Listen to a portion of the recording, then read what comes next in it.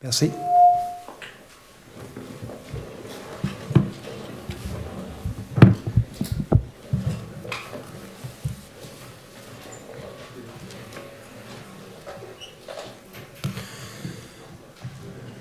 Bonjour tout le monde et bienvenue à la séance du conseil du 20 juin.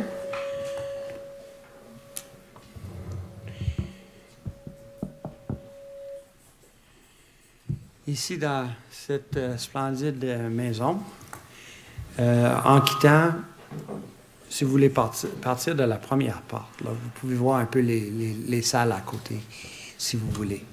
So, welcome everyone to this meeting on June 20th. We're here today because the City Hall is going to have the salle de conseil at City Hall will be having some slight renovations. We need to replace some carpets. We need to do some painting, and there's some changes to the draperies.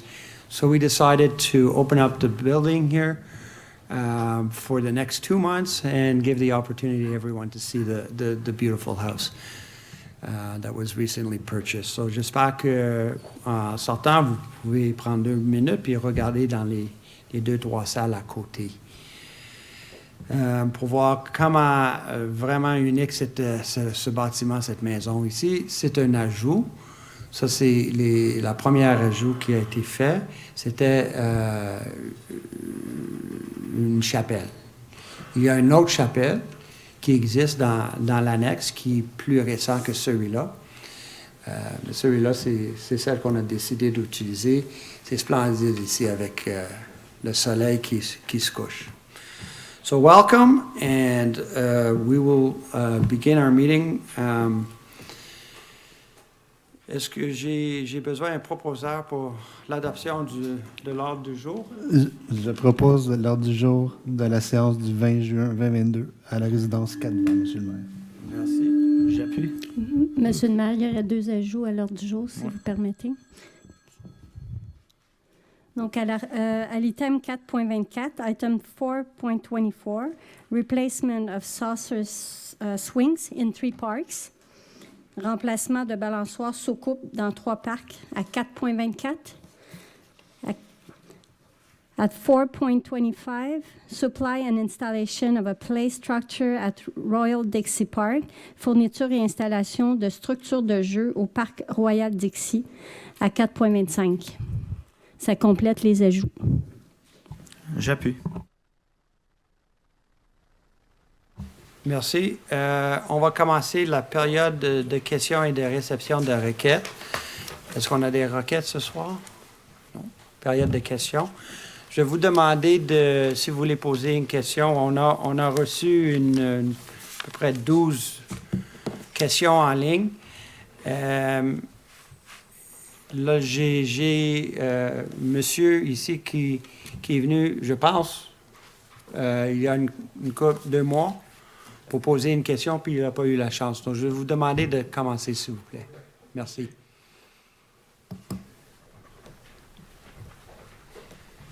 Bonjour à tout le monde. J'ai travaillé pour la ville de Dorval pendant 42 ans. 42 ans, j'ai commencé dans la police en 52.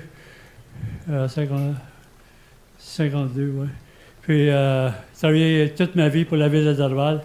Puis, mon voisin, c'était John Spinelli, sa rue Ferndale. Je reste encore sa rue Ferndale, 270 Ferndale. Puis, où je suis resté à John Spinelli, il a fait un carporch par-dessus sa couverture de la maison. Puis, Michel Hébert, il était supposé le faire démolir. Puis là, j'ai su qu'il quittait le conseil. Puis c'est pas fait. Puis lui, le nouveau gars qui est là, il a tout récolté ses dalles à l'entour de la maison, puis son carpouche, puis il a tout caché ça à côté de la haie chez nous, l'année passée. Puis je ne voyais pas, ce tuyau-là, moi. J'ai appelé Michel Spinelli, j'ai montré que c'est son ancienne demeure. Il ne s'en revient pas, il a tout ôté les dalles, il a tout raconté ça ensemble, caché à côté de eux. J'ai eu 2000 dates de réparation l'année passée, mon salaire a coulé.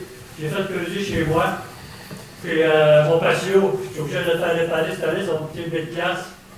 Puis c'est encore une chose. Puis là, j'ai su que Michel quittait comme échevin. Fait que je sais pas qui va prendre la job de ça. Puis l'autre, le gars qui est là dans le moment, il est plus spécial encore. Il embarque sur le carporch avec son blower, puis il arrache toutes les bananes chez nous, sur le côté. J'ai eu Spinelli pendant 42 ans. J'ai jamais vu de trouble avec lui. Le nouveau qui est là, c'est bien de valeur. Aucune goutte d'eau qui tombe chez eux, ça tombe tout sur mon bord. J'ai changé le moteur de son pompe dans le sous-sol 2 fois. Puis j'ai fait réparer mon salage avec une... Ça coulait pas gros, mais... Puis Robert Bourbeau, c'est mon voisin à côté. En même temps, c'est mon neveu. Fait que... Il dit, t'as bien de l'eau, il dit, dans ta cour, Maurice. Il dit, t'as 3 pieds. Il dit, tu devrais remonter ton terrain de 3 pieds. Allez, ça fait 52 ans que je reste là, puis j'ai jamais eu de trouble avant, tu sais. C'est pour ça, puis là, à soir, j'ai sorti parce que j'ai dit à ma femme, j'avais une commission à faire.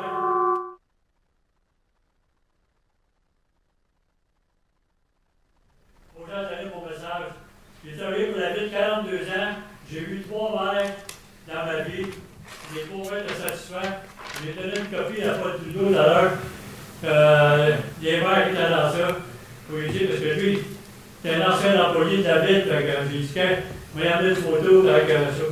Puis j'ai fait une démonstration au centre communautaire avec un auto accidenté. En tout cas, il va vous montrer ça plus tard. Oui. Ça va être fait. Je pense... Je vais vous laisser parce que... OK, vous continuez. Je vais vous laisser parce que ma femme va être inquiète de moi. Je n'ai pas dit que je m'en allais ici ce soir. All right. Je voulais juste dire que Michel Hébert, il était supposé faire démolir le carrefour, puis là, pas fait. Puis Valiquette, Paul Valiquette, elle était chez nous, puis après avoir joué au golf, elle est passée. Hey Maurice, t'as du trou avec ton voisin? Prends-toi-en pas, Michel Hébert, il va arranger ça. Merci beaucoup. Vous avez envoyé un courriel à M. Brault, je crois? Pardon? Est-ce que vous avez envoyé un courriel à M. Brault? Non? Non? OK, mais je pense que Oui, vous... M. Brault, il est venu faire l'eau, faire une inspection chez nous, il a vu l'eau. T'en avais-tu? Oui. L'année passée? Ah, c'est toi, ça, OK. OK. Fait que, t'as regardé ça? Peut-être on peut prendre un rendez-vous avec monsieur puis aller le visiter. Monsieur, ouais, on va prendre soin de vous. Je vais aller vous voir, puis on va régler ça. J'en ai parlé au directeur général de la ville. Le sapin, toute la grandeur, ça a eu le bois, ça a eu l'îlot. Chez nous, j'ai une têture de haie, il a posé une têture de bois, puis là, dernièrement, à peu près 2 semaines, il vient de faire toute la scène au complet. Il a tout caché chez eux, une scène à peu près un bon 7 pieds, ça peut-être 7 pieds. Je sais très bien où vous habitez.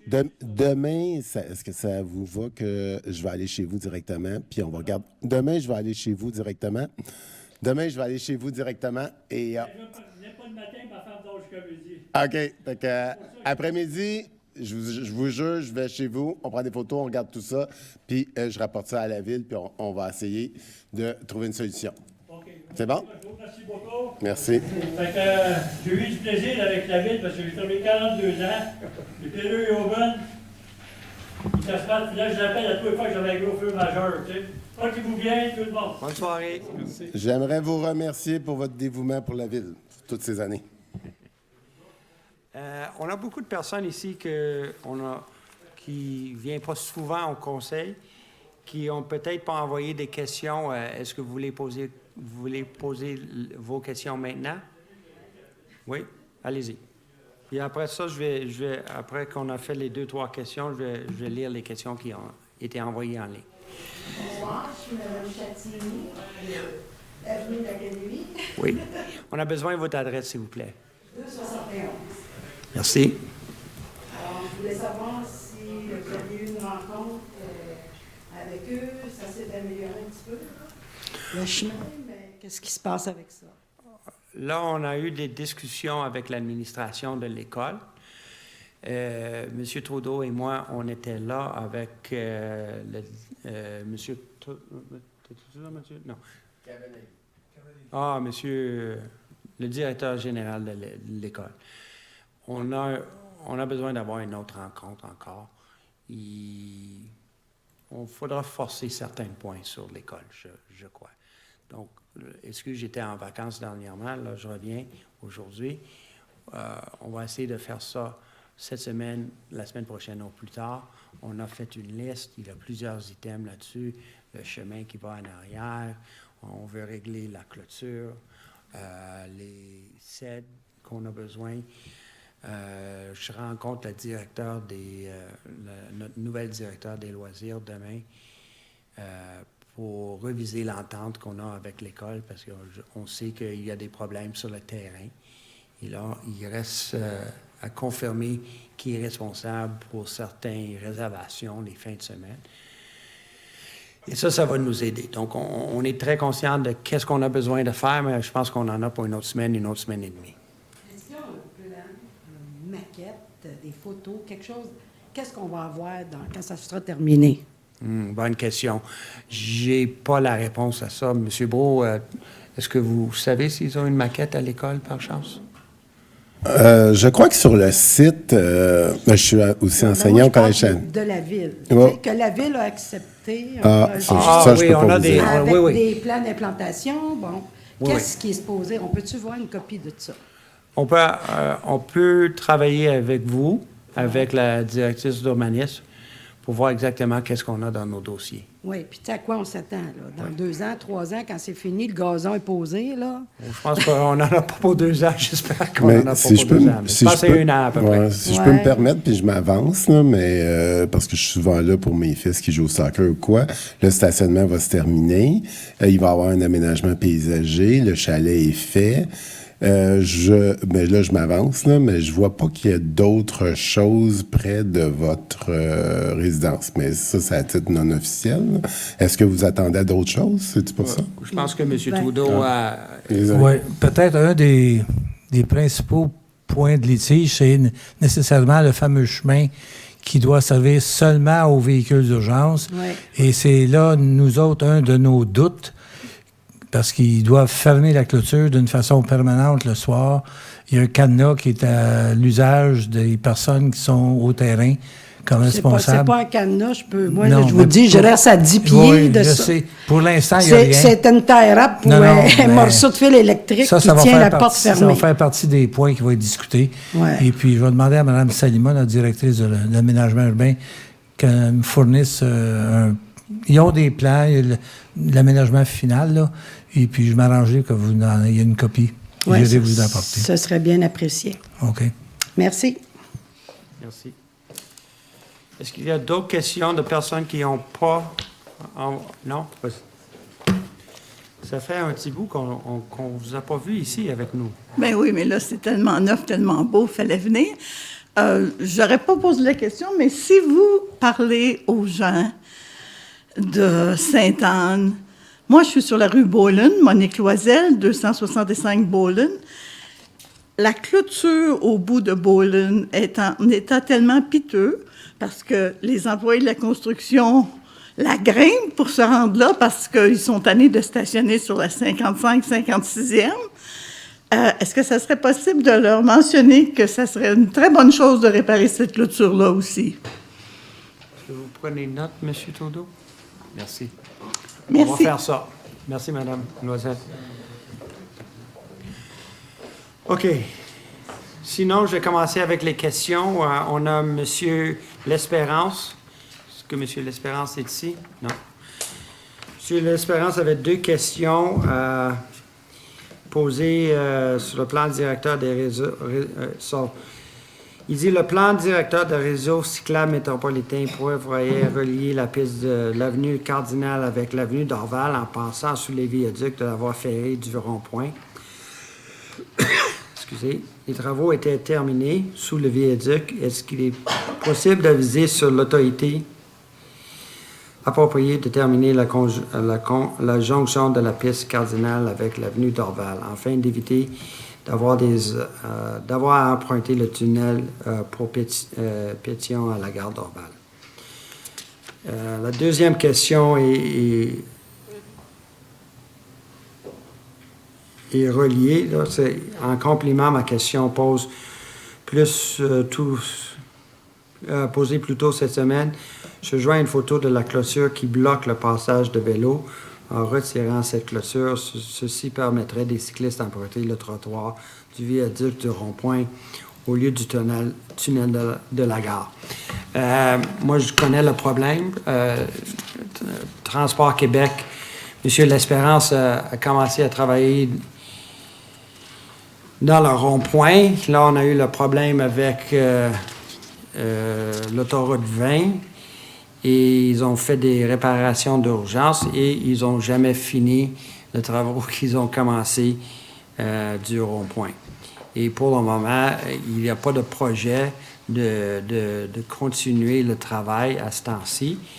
J'ai eu une discussion avec Transport Québec il y a plusieurs semaines et je ne pense pas qu'il va y avoir des correctifs faits la piste cyclable pour au moins 2-3 ans. Donc, si vous voulez, vous pouvez m'appeler à mon bureau puis on pourra en discuter. Mais c'est sûr qu'il n'y a pas un plan pour la connecter à Côte-de-Liesse ou à l'aéroport dans les mois qui viennent. Donc, merci, M. L'Espérance. Michel Plante. Est-ce que M. Plante est dans la salle? Non. M. Plante a posé une question.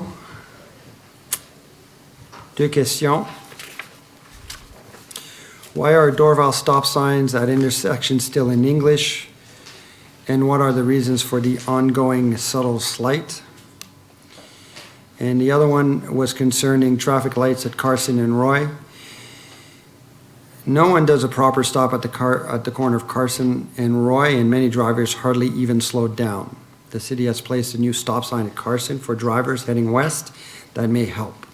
Drivers heading east coming from Fenelon are expected to see a stop sign 12 feet off the ground because of the bus shelter.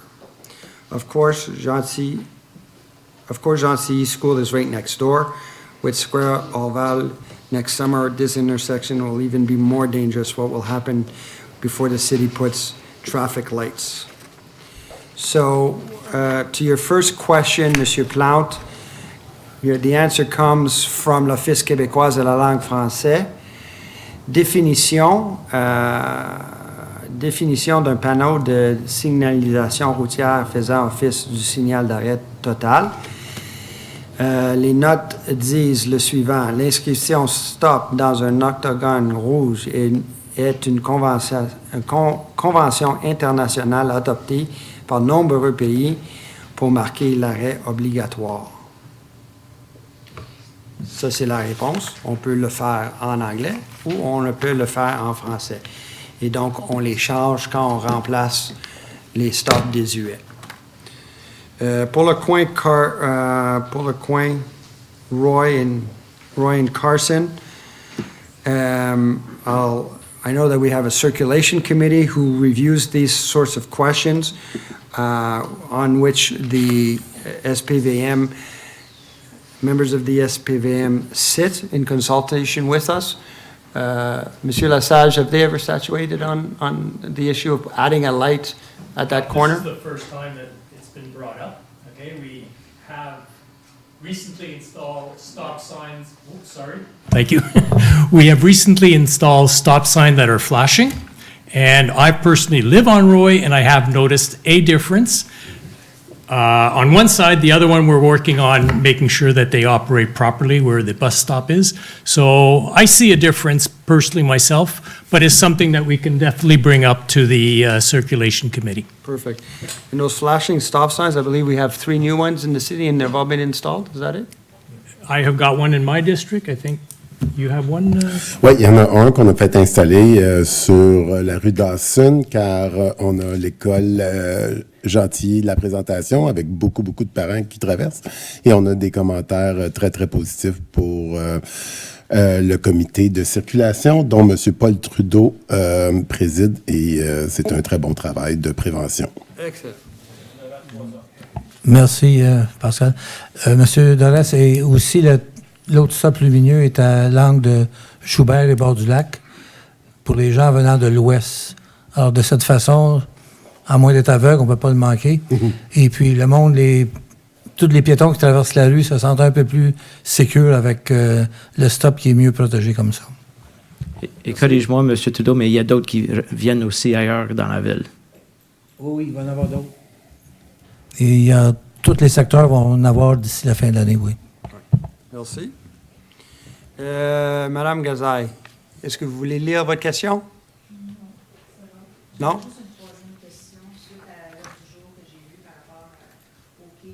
OK. OK. So, votre question était, vous aimeriez savoir s'il serait possible d'installer de côté de votre propriété, le long de votre clôture, une aide de cèdre afin d'assurer votre intimité et sécurité. Ça, c'était... Vraiment la maison. OK. S'il serait possible d'installer une haie de cèdre éventuellement, OK. étant donné que ça va devenir un lieu public, si j'ai compris, là, j'ai bien compris, avec un accès, si on veut, à la population, ça va avoir des activités, des choses comme ça. Ça ne sera pas limité simplement au conseil. Non, pas du tout. C'est ça. Donc, on a acheté la propriété pour rénover et restaurer cet édifice patrimonial. Ça, c'est sûr. Ça va se faire dans les années qui viennent. L'annexe, pour le moment, en 2022, on fait des études juste pour voir exactement où on est avec l'édifice. Est-ce qu'elle est en bonne condition, etc. On n'a pas de vocation encore pour l'annexe. Mais ça, on va avoir une discussion sur la vocation de l'annexe, moi j'imagine en 2023, 2024. On n'est pas pressé de faire quelque chose. On va tenir l'édifice en bonne condition pendant ce temps-là. Pour le moment, on va laisser le monde accéder le terrain comme on a fait ce soir. On va approuver une dépense pour un petit quai, là, pas des gros quais qu'on a au parc Pine Beach. Ça va être tout simplement un ticket pour personne pour rentrer un paddleboard ou un kayak dans Donc, le franc-bord du quai va être d'une hauteur pour un amarrage pour ce genre de bateau et non un bateau amateur, exact? Exactement. Et est-ce qu'on peut savoir à peu près à quel endroit du terrain le quai va être installé par rapport à mon terrain à moi? Oui, je ne suis pas sûr. Je l'ai fait avec M. Todoran. Oh, by the way, M. Todoran remplace M. Bourbeau. Je m'excuse, M. Todoran. En fait, toujours dans le but là, de la quiétude des lieux et tout ça. C'est plus pour ça que je pense que ça va être plus dans demande le milieu. ça, là. Mais on va confirmer. Moi, j'aimerais avoir une discussion avec vous. Oui. Je comprends, là, le petit coin ici. En fait, c'est tout le long. C'est ça. C'est plutôt pour assurer l'intimité. Et en fait, aussi pour la sécurité, parce que quand même, bon, moi, j'ai des caméras et tout, là, mais le soir, j'aurais aimé savoir aussi s'il y aura une possibilité, est-ce qu'il va y avoir de la surveillance, des choses comme ça, parce qu'il y a déjà beaucoup de gens qui vont des fois le soir tard. Bon, on peut passer facilement par-dessus les clôtures, ces choses-là. Je voulais savoir s'il y aurait quand même un gardien ou une sécurité quelconque. Est-ce que les lieux vont être fermés à certaines heures, à partir d'une certaine heure de la soirée, et pas juste par une petite chaîne? Ou en fait, c'est des questions. De plus, il y a énormément de courant au bord de l'eau. Oui.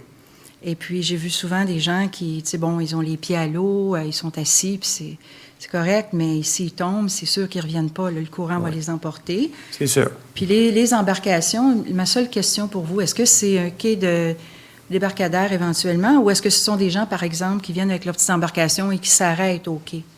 Ça va être, moi, je pense, ça va être des personnes qui demeurent en proximité du site qui vont venir ici en marche avec Parfait.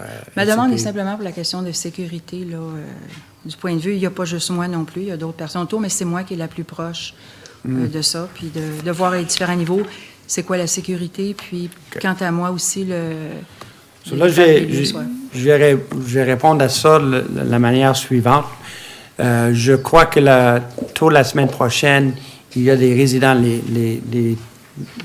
comme vous, les 3 rues à côté, qui vont être invités à une discussion avec moi-même, M. Brault et M. Todoran. C'est par invitation. Tout le monde qui a une propriété qui regarde sur ce terrain ici va être invité. Et donc, on aura la chance, tout le monde aura la chance de s'exprimer, de me donner vos préoccupations, et on va répondre à toutes vos questions. Merci. OK? Il y a aussi certains qu'on va faire du cas par cas. Comme je disais, là, je sais que vous êtes votre piscine est très proche du coin ici et je comprends pourquoi vous De voudriez... l'autre côté aussi, de Oui. l'autre côté, juste, tantôt je marchais, là, puis c'est juste... OK, Merci pas de problème. Si je peux me permettre, Monsieur le maire, pour vous rassurer, j'ai le plan, mais je pourrais aller vous voir un peu plus tard. Le quai ne sera pas près de votre maison. Je pourrais vous l'indiquer pour vous rassurer. Puis je suis moi-même un utilisateur. Il sera pas... il est plus au milieu. Je pense qu'on va avoir une consultation. Une discussion. OK. Est-ce que vous avez envoyé une question, monsieur? Non, mais j'aimerais juste suivre, madame. Oui, bien, juste pour terminer, c'est pas un quai pour bateau. C'est un quai pour petites embarcations, un bateau. Peut-être qu'il pourrait, s'il est échoué, arrêter, mais c'est vraiment pas le but de la chose. Merci beaucoup. Si vous voulez prendre le micro, c'est vous. Je peux juste poser la question, c'est quand la consultation? Oui, on a besoin de votre nom et votre adresse, s'il vous plaît. Éric Perry, 26 Giroir. Oui. Puis vous avez mentionné que vous allez faire une consultation. You're going to consult the people that are affected. So Do you have a date for that? What I just said was that residents of this street, the two side streets, the residents who back onto this property will be invited. You will get an invitation to meet with myself, Monsieur Todoran and Monsieur Bro, to have a discussion about whatever your concerns may be, preoccupations. It's not a public consultation. Sorry. It's not a When will that happen? Sorry. It'll be in the month of July. Okay. Okay? It's not a public consultation. I want to be very clear about this. My backyard is right here. That's fine. Okay. I But I want to understand. make sure I'm not on vacation. So I'd like to know in advance when you're planning on having this If you consultation. leave your phone number, your email address at Madame Levitan's desk, we will get back to you with the exact date. Okay, so I just want to be very clear, it's not a public consultation. It is a meet and greet with the residents so that we can discuss your preoccupations and concerns. Okay, we understand that we're trying to insert a park into a residential neighborhood, and with that comes certain challenges. Yes, sir. Are you also a resident of the area? Okay, can you ask your question at the microphone? Name and address, please. Thank you. I'm Giuliano, 22 Giroir. I just want to say if that meeting could be done, if the boat, canoe launch or whatever it is could be done after, if it's done at all. So maybe, after meeting with us, you might realize that it might not be a good idea to have a little canoe launch or whatever it is you want to do. Okay, we'll have that discussion. Thanks. Yeah. Can you repeat your address, please? No, we have it.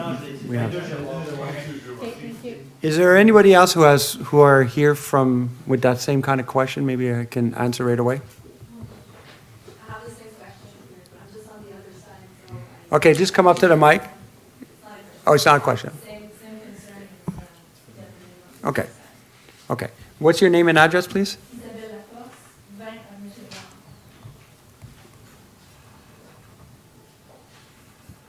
Cheval. Was there a hand in the back?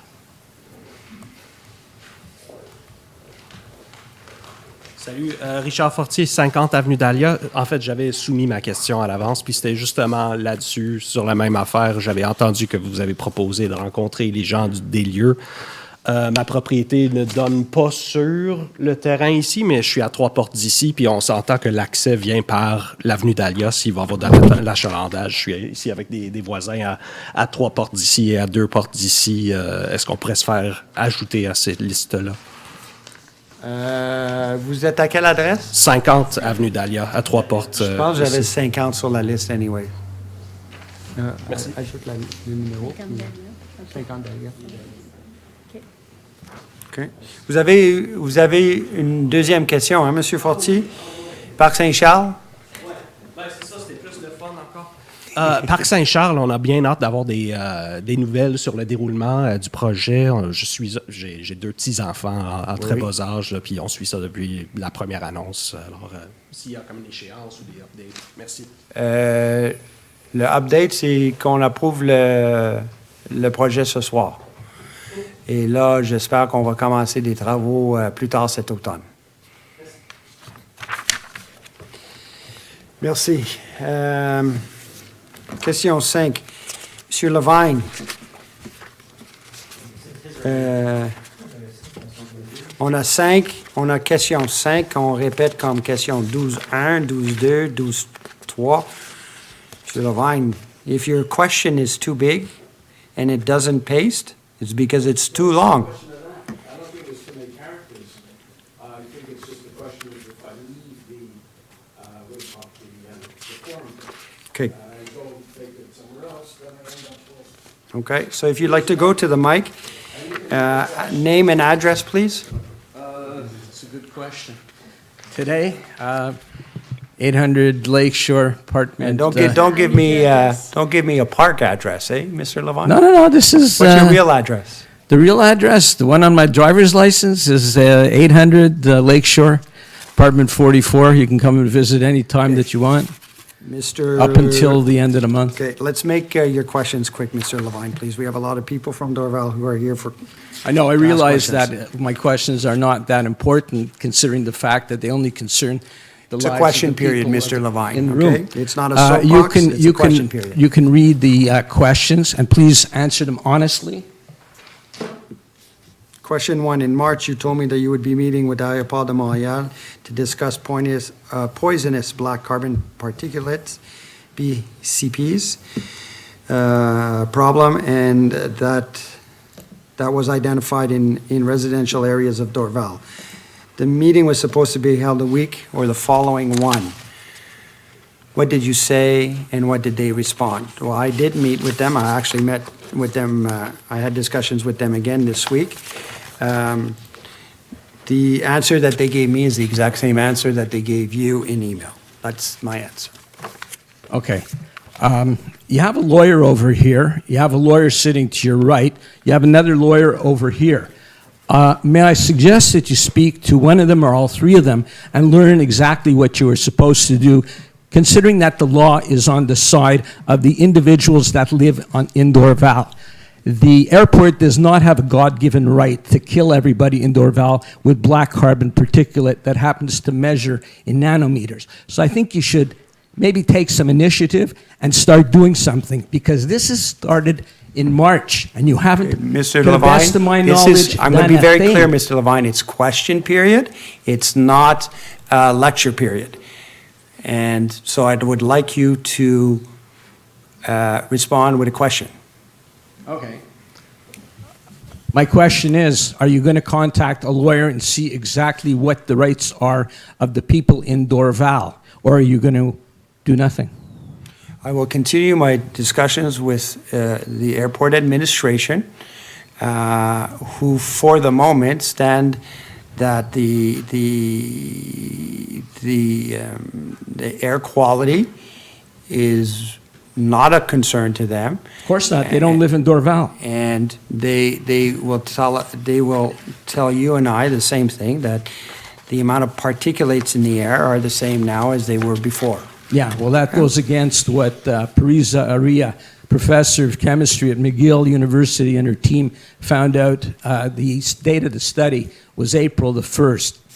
The pollution that they released in October, the statistics that, Dorval had 400 times, four times the pollution as downtown Montreal. That did not include the black carbon particulate that measures in nanometers that goes into your lungs and kills you. Okay.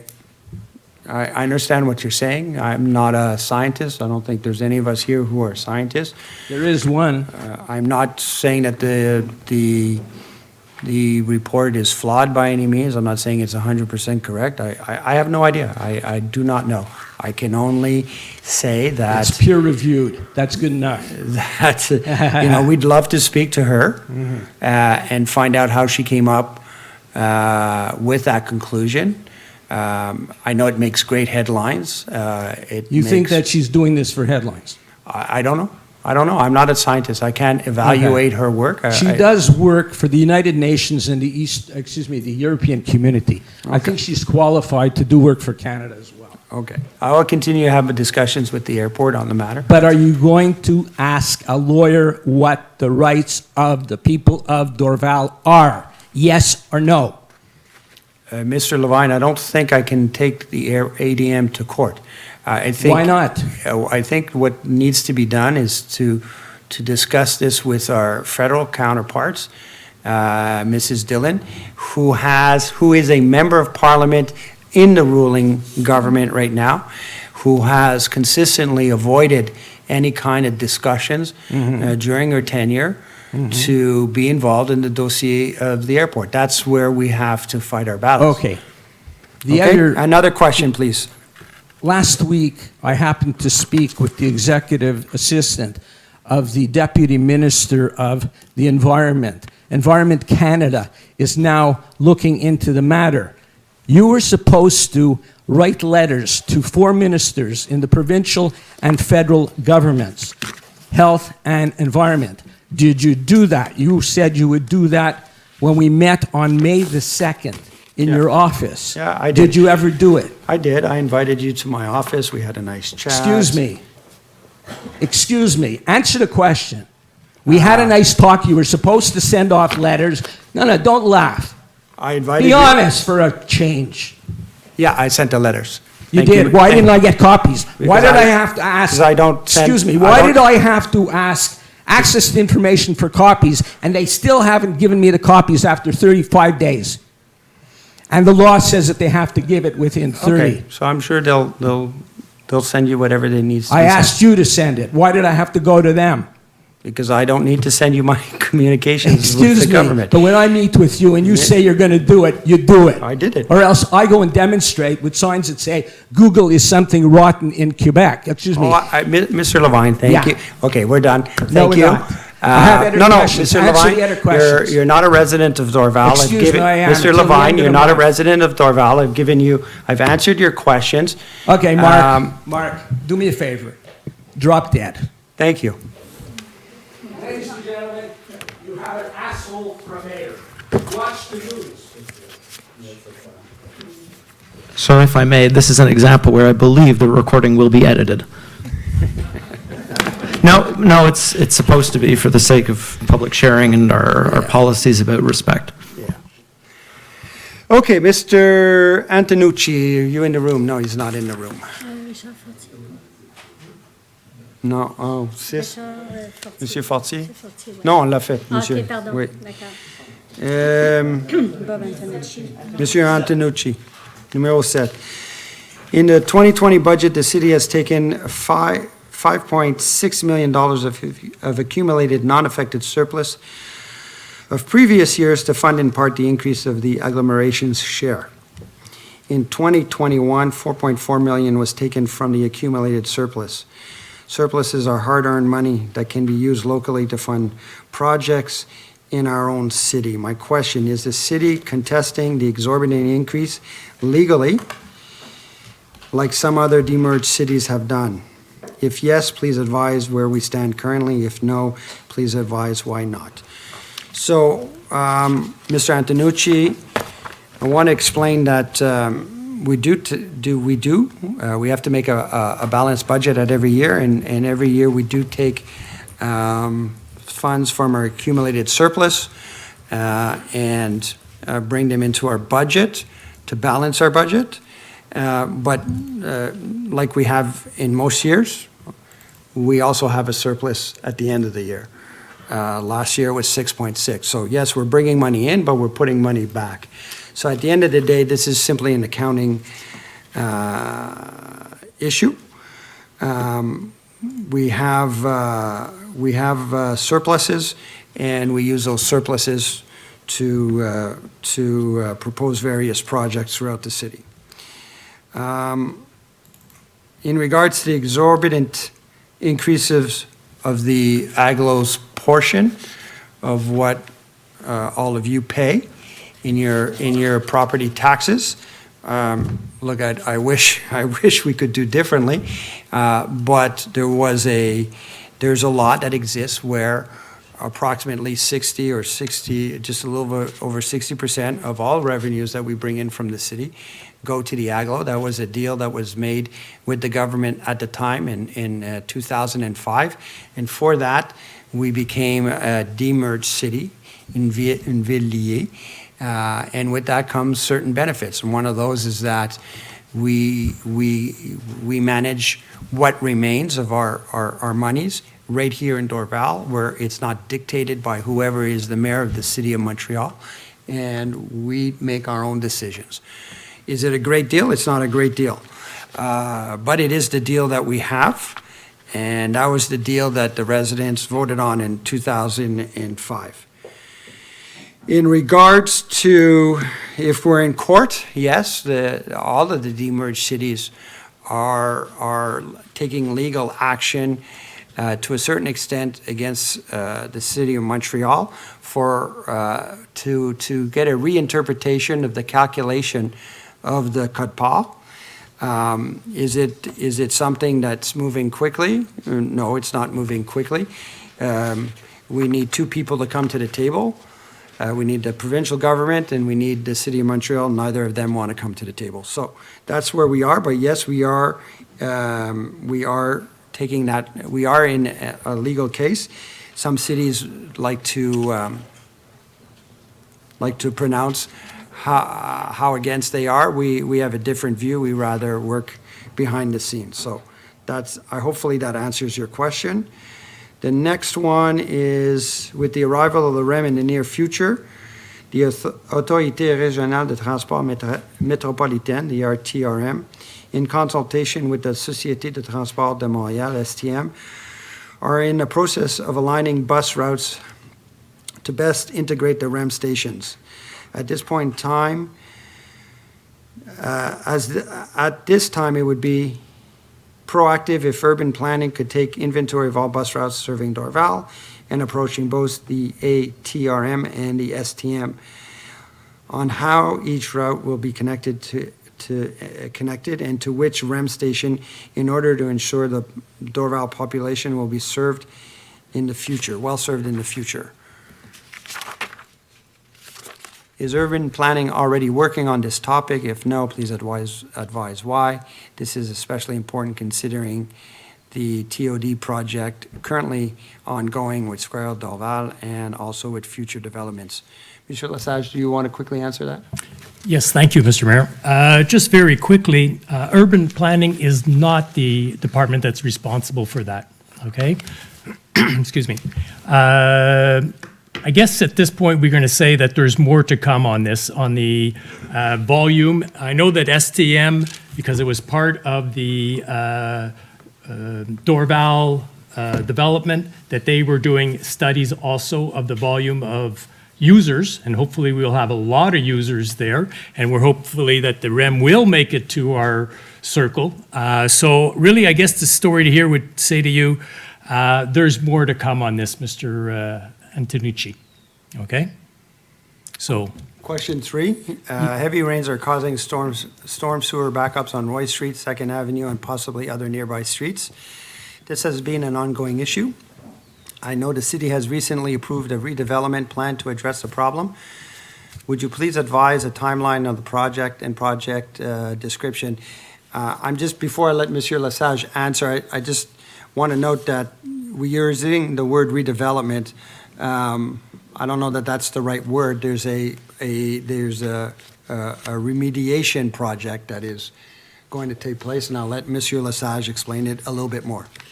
Yes, well, living right on that street, been there for Dorval resident for 55 years. And my wife she's been living in the same house. We do know what it means being concerned of the water levels that go up. The major factor is the water level of the lake. Roy, especially on the south of Dawson, is one of the lowest points in the city. So yes, there is plans to be done. The total project, we're probably looking at anywhere between $10.4 million and more to solve the problem. What we're looking to do is, it's over a 4-year project. We've received in the past 2 years a lot of studies of what the flow of the water, what happens with a rainstorm and all that. This year, what's going to take place is les plans et devises, which in other words means the plans and the specs of what needs to be done. And what we're looking at is on the 1st and 2nd Avenue, there will be basins created. So what we're looking at is a fishtail type of piping that will be in the street. So once it's dug up, these pipings are done. When there's a big slew of water, the water will accumulate in there, and then after that, it will diverse when there's less traffic of water going through. There's one thing, Mother Nature nowadays, we know how she is, okay? When we get lots of rain, our area will probably have water that's gonna go up. Even if the lake is low, it's sure that probably some of you seen on the last rainstorm that we had, there was accumulation on the streets. Hopefully we won't live that often, but it's part of Mother Nature. Some residents with the sloped driveways, because they're the ones with the major issues, have done a speed bump, a go down, which prevents the water to a certain point from going into their house, and there's been several houses that have had damage. So we're looking at about 4 years. This year will be a plan de vise, and the next 3 years will be work that will be done from there. So thank you very much, Mr. Thank you, Mr. Lesage, for that explanation. Number 8, questions from Mr. Nozola. Mr. Nozola, would you like to come up to the microphone? Thank you. Last month, I stayed in my chair and everything I said was muted, it wasn't clear, so I guess I'll come to the mic today. My first question is about the black carbon particulars. I was very disappointed with the manner in which some of the questions at these city council meetings are answered, in particular to the question of black carbon particulars. You suggested that people chose to live in a city with an airport and tried to suggest that therefore it was their decision to inhale black carbon particulars that would make them sick and eventually kill them. In fact, this is a new phenomena to almost all of us. What we knew when we moved to Dorval was that we would hear plane sounds. Many of the circumstances about living next to an airport have changed over the years. For example, a majority of the flights were moved to Mirabel for about 20 years. Another example, now jet planes are used, which cause more poisonous emissions. Society today is much more aware of the effects of pollution and our overall health. To suggest that people should move elsewhere if they are not happy is both primitive and offensive. Why don't you answer questions in an honest, logical, and respectful manner? So what's the question? I just read the question. Why don't you answer questions in an honest, logical, and respectful manner? I thought my answer the other day was very respectful. It was calm. It was what it is. No, to say to people, to say to someone, if you're not happy, move away to another city, that is not respectable. Okay, that is disrespectful, okay, very Nozola, disrespectful. Mr. Nozola, let's stay calm. I said, I gave a very long answer to the whole thing. And at the end of my answer, I said, we all have choices, okay? Now, I get phone calls from people who moved here during COVID and say, what's going on? I don't understand. There's all kinds of noise.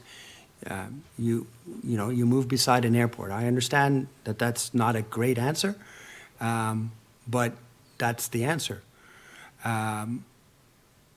So, there is a. When I moved here, I didn't know about the pollution. I didn't know about the pollution. I don't know that there's. I too don't know anything about this study. This study came out and it said what it said. I have lots of questions. I would like to know how much pollution there is at Millennium Park. I'd like to know how much pollution there is in Dorval North. I think it's a study that is very dramatic. It makes great news.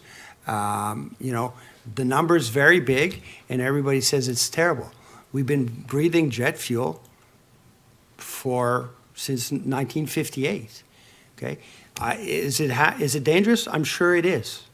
But that's my answer. You asked me to be honest. That's but my. I don't have confidence that you will work on this matter and Well- find if the study is logical and is right and pressure the airport to do something. We still, I think they're supposed to stop flights. We have much more flights now. The flights are coming in at 10:30, 10:45, 11 o'clock at night. You can't even stop them from obeying the flight rules. I have no confidence that you're going to do anything about this. It's a very, very serious matter. It's a very serious matter. This scientist is very well known, very well respected.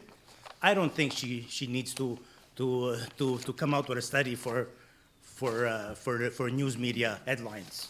Okay. She's not a politician. She's a scientist. Okay, so, Mr. Nuzul, I understand what. I think you should take it seriously and do something about it. Okay, and as I said to Mr. Levine, that I have had discussions with them. I sit on the Climat Sonore Committee. I just sent them an email the other day to make sure that we have a meeting coming up in the next week. I believe I have another one on the 27th. I do speak to them, and I tell them my preoccupations as the mayor of the city. I talk to them both about this study, and I talk to them about, the planes that are flying. Do I have concerns? I have concerns. I think that sometimes they are breaking their own rules. However, at the end of the day, as a mayor, I have no authority on the airport. It is outside of my jurisdiction. Provincial government doesn't have any authority on the airport. I can talk to them, I can meet with them, I can discuss my preoccupations. I hope that they listen. I would hope that they would want to be a partner in our community. However, there is only one level of government who can deal with issues of pollution and studies, and that's the federal government. In regards to noise from airplanes, and I've been. The federal government deals with the airport, yes. Yeah, Pollution is a provincial matter. Yeah, but it's a federal institution. So the Environment Canada would have to do studies on that issue. For the moment, what I know is that they have stations which monitor air quality, and they tell us that those stations are producing the same numbers that they were producing, not during COVID, but before COVID. I can only take their word for them. Why doesn't the city of Dorval put up their own air monitoring stations to see, and independent and honest, and to see what the results are? That's a good point. Maybe we can do that. Maybe we can. I really don't know. But at the end of the day, they have to be independent and honest. Yes, I understand. Not from the same people who do it for the airport. I understand. But I need to convey to everyone that, the airport responds to one person, and that's called Transport Canada. Okay, that's the only agency that they deal with. Okay? And it's very hard for me. I know I have people who call me to say, Mr. Mayor, what are you doing about the airports? They took off at 3 o'clock. Can't you call them and tell them not to? I can't. I can tell them, but they don't have to listen to me. Our Prime Minister is a Quebecer. I think you can use that to put pressure on him. About the airport is named after his father. I don't think he wants his father's name to be dragged through the mud as causing pollution and deaths to the people of Dorval. Okay, I'll call the bat phone. Look, we have 3 questions. Can we continue on, because I don't want to be here all night. Yeah. Question number 2. Last month, you tried to avoid answering my question on who is on the committee of funds to assist and support Dorval citizens. After some skating around, you stated, I will send you the names tomorrow. Yes, Now 1 month later, I have not received any names. Yeah, I apologize for that. When will you send me the names of everyone who has ever sat on that committee from its inception to now?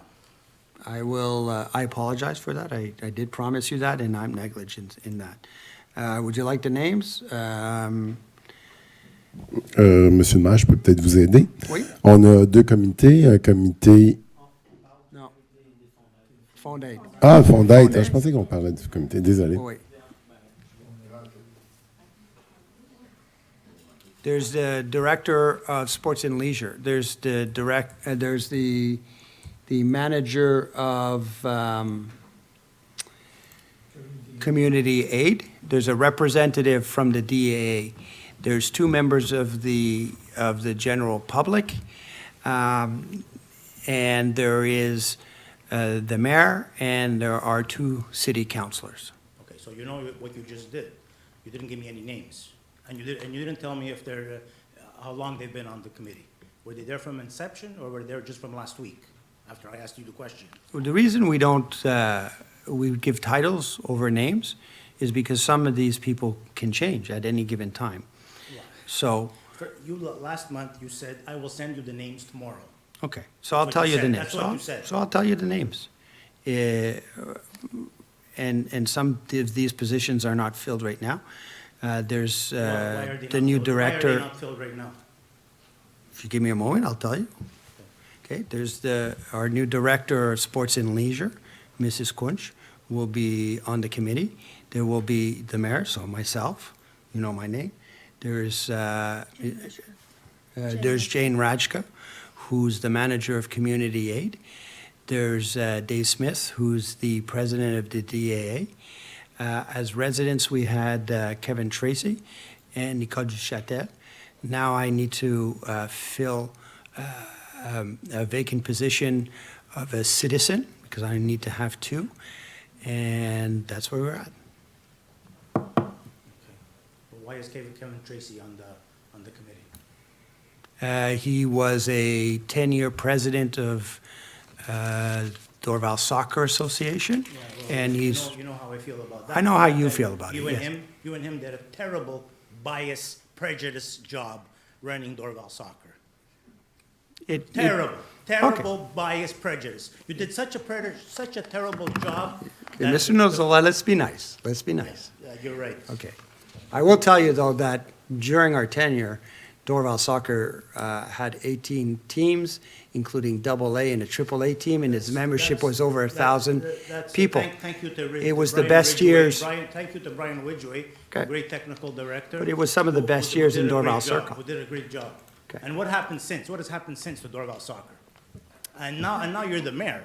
Forget about being in charge of Dorval Soccer. You're the mayor. Dorval Soccer is a shambles and a shame, and it's embarrassing. Kids don't even. It's embarrassing. It's Okay. really embarrassing. Okay. It's But you're not mentioning that. What has happened? I to think Dorval it's Soccer? doing, I think it's, after 2 years of COVID, its membership is somewhere. Every other city had COVID. Now, don't bring up the COVID. Can Now I you're gonna answer? Say, what's her name? Margot Heron didn't move her house for 9 years. She blamed it on COVID. Now you're going to use COVID as an excuse. I'm not. I'm simply going to say that after 2 years of COVID, the club is stronger than it was in 2019. Membership is on the rise, and it's doing very well. So, That's good. So the people, okay, so let's we're gonna- move on to the next question, Mr. Nzola. Municipal staff working on private businesses. Yeah. A few weeks ago, I saw city staff planting flowers in front of Bijouterie Aubry. I have complained about this in the past. Is this service offered to every business on Board du Lac? Well, I can't, I mean, do you know the name of the employee who was there? No, it was with the Dorval truck during Dorval hours, during working hours. They Yeah. were there not on their private business. They were there a city of Dorval business. Unless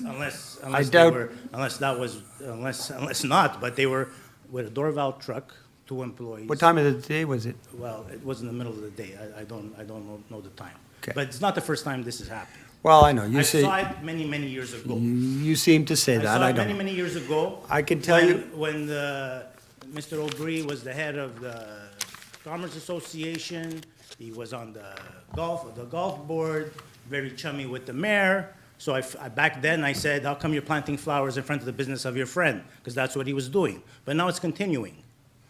Well- So why are we planting flowers. Why am I paying for flowers in front of I his don't, business? Mr. So let me answer the question. I don't know that any employee of the city was there. You say there was an employee of the city. I don't know what you saw. I would Saw a be, truck parked I in would front be, of the front of well, the they could have place, been flower, and we two- plant, and two employees planting flowers. we That's what I plant saw. flowers all over the village. She may have been there in front of his building. Maybe the truck was parked right near a garden. I don't know. I don't have, Okay, are you unless gonna- I have are a you gonna ask- picture. Are you gonna ask him? Are you gonna ask around? Do we know who it was? Who am I asking? Well, you know who plants flowers at the city. Monsieur Doré, I don't know. You can know. I ask, Mr. Nizo, like, next time you see that, can you please take note of the truck number? Well, come on. No, You no, know no, how that- many trucks there it's a are. very valid- You know which trucks No.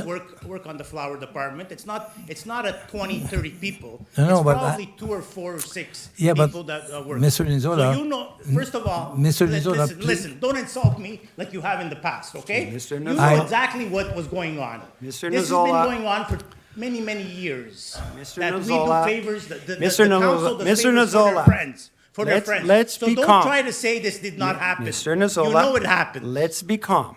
Let's not insinuate, let's not accuse. I know nothing. I don't know what you're talking about. Okay, so very easy. So- you ask him, Mr. Aubry, did this Mr. happen? Mr. You Aubry- ask the people in the horticultural department at the city, did this happen? Okay, Mr. And you Aubry, find by out. the way, And you find does out. not run the business anymore, nor does he live in Dorval anymore. Okay, so I'm not speaking to Mr. Aubry. Speak I to don't his know, son, whoever I runs don't the know who business, this whoever runs person the is. business. So ask whoever runs the business. I'm sure it was an employee who was planting flowers in the area of the city. But we will investigate. Do we have a day at least? No. No. It was, no, I didn't, because I didn't think you were going to deny it. I thought you were going to say the same as the last mayor said, we want to beautify Dorval Avenue. But no, you don't want to beautify Lakeshore Avenue. You don't want to beautify, you want to beautify your friend's business. That's what you Mr. want to do. Nizola, we have over 200 employees in the city. I don't know what they do at every Yes, minute you of the do. day You do on an during unknown work day. Hours, if you don't know what your employees are doing during work hours, you got a problem. You got Okay. a problem. All right, next, that's Thank your you. 3 questions. Thank you. Mr. Pellicer.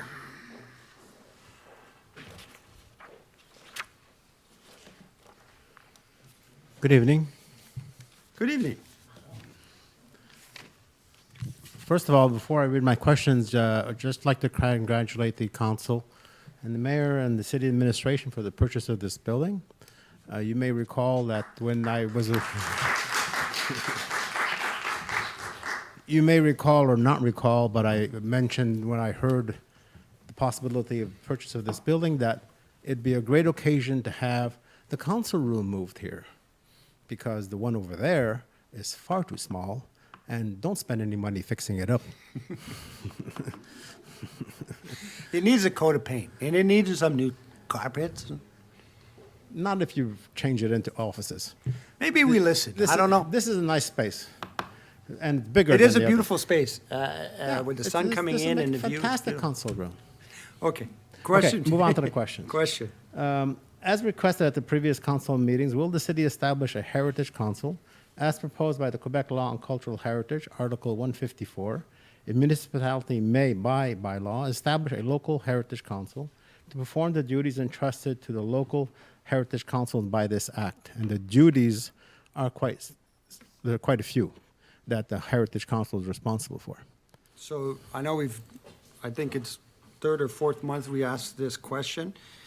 I will tell you today that it is not in our immediate plans to do so. It is, sorry, I didn't hear It that. is not in our immediate plans to do so. That's very unfortunate. The record that our CCU has, or the PACF in English, has on heritage protection is not strong.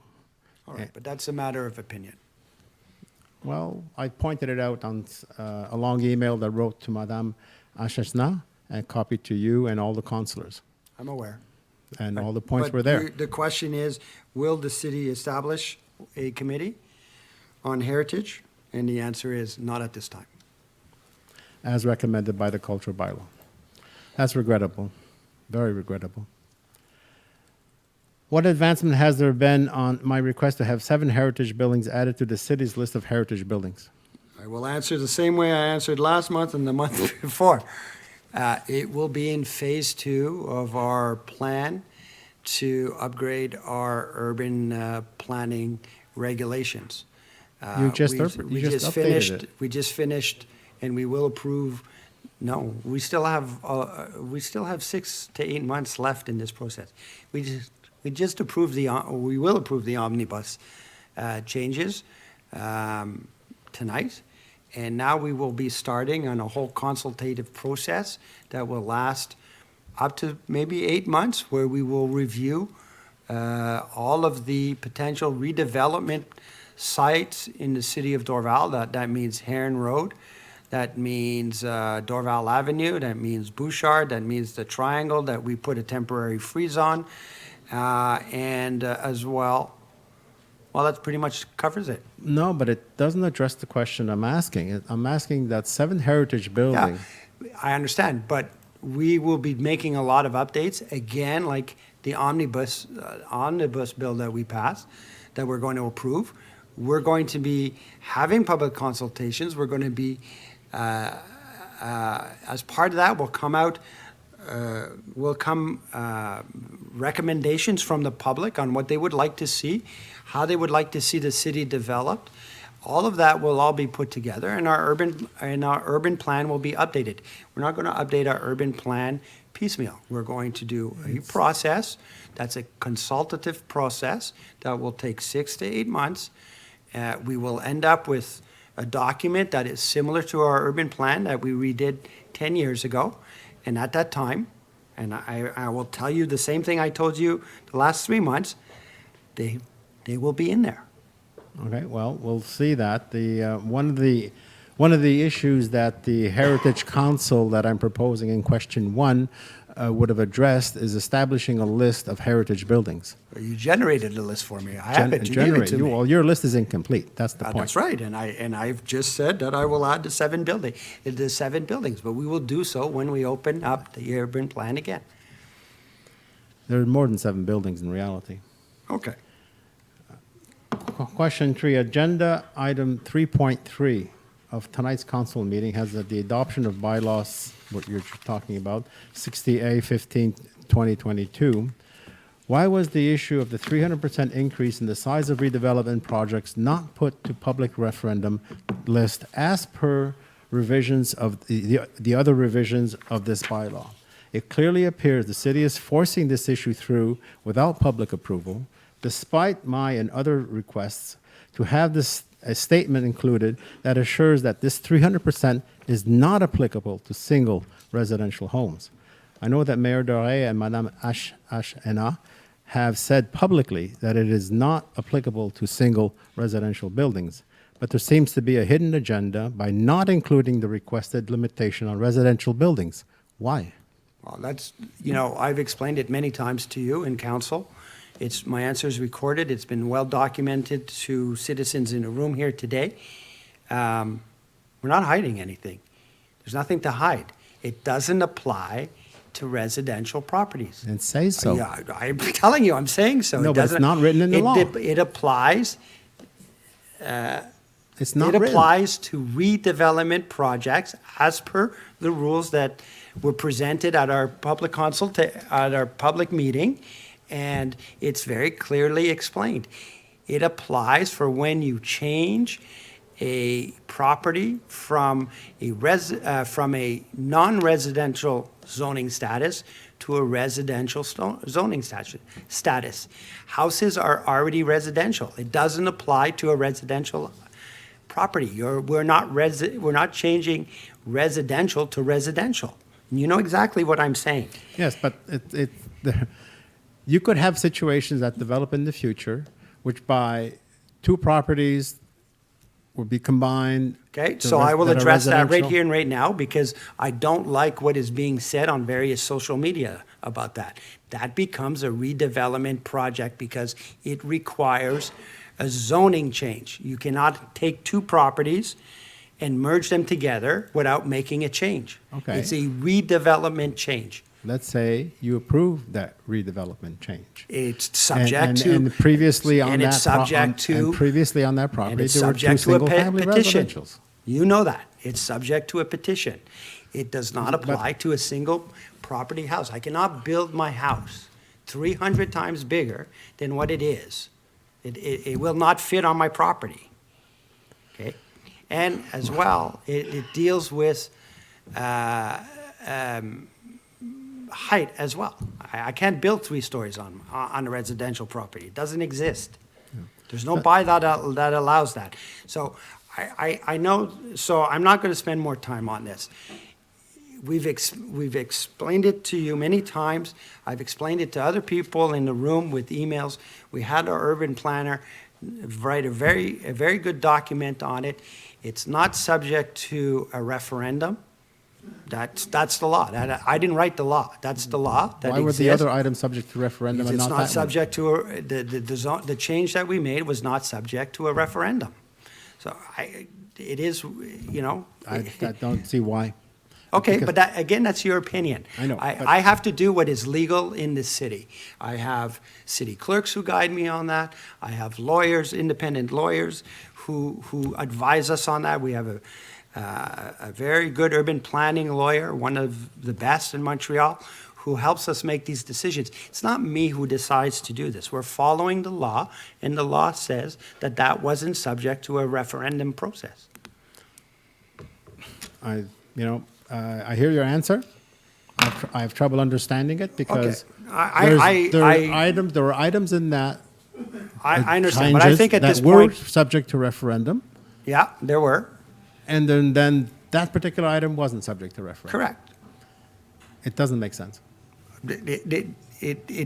I didn't write the law, and your interpretation of that law can be different than a different lawyer's interpretation of that law.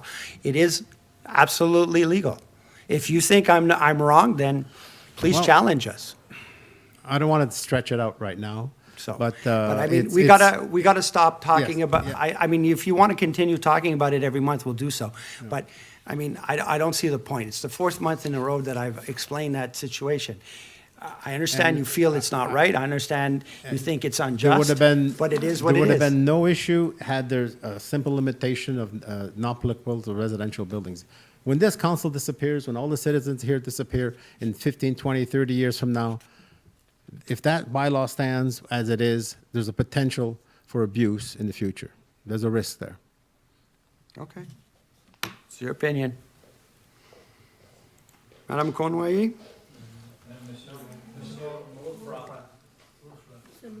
Oh, Imam Hakin. That's what I can say.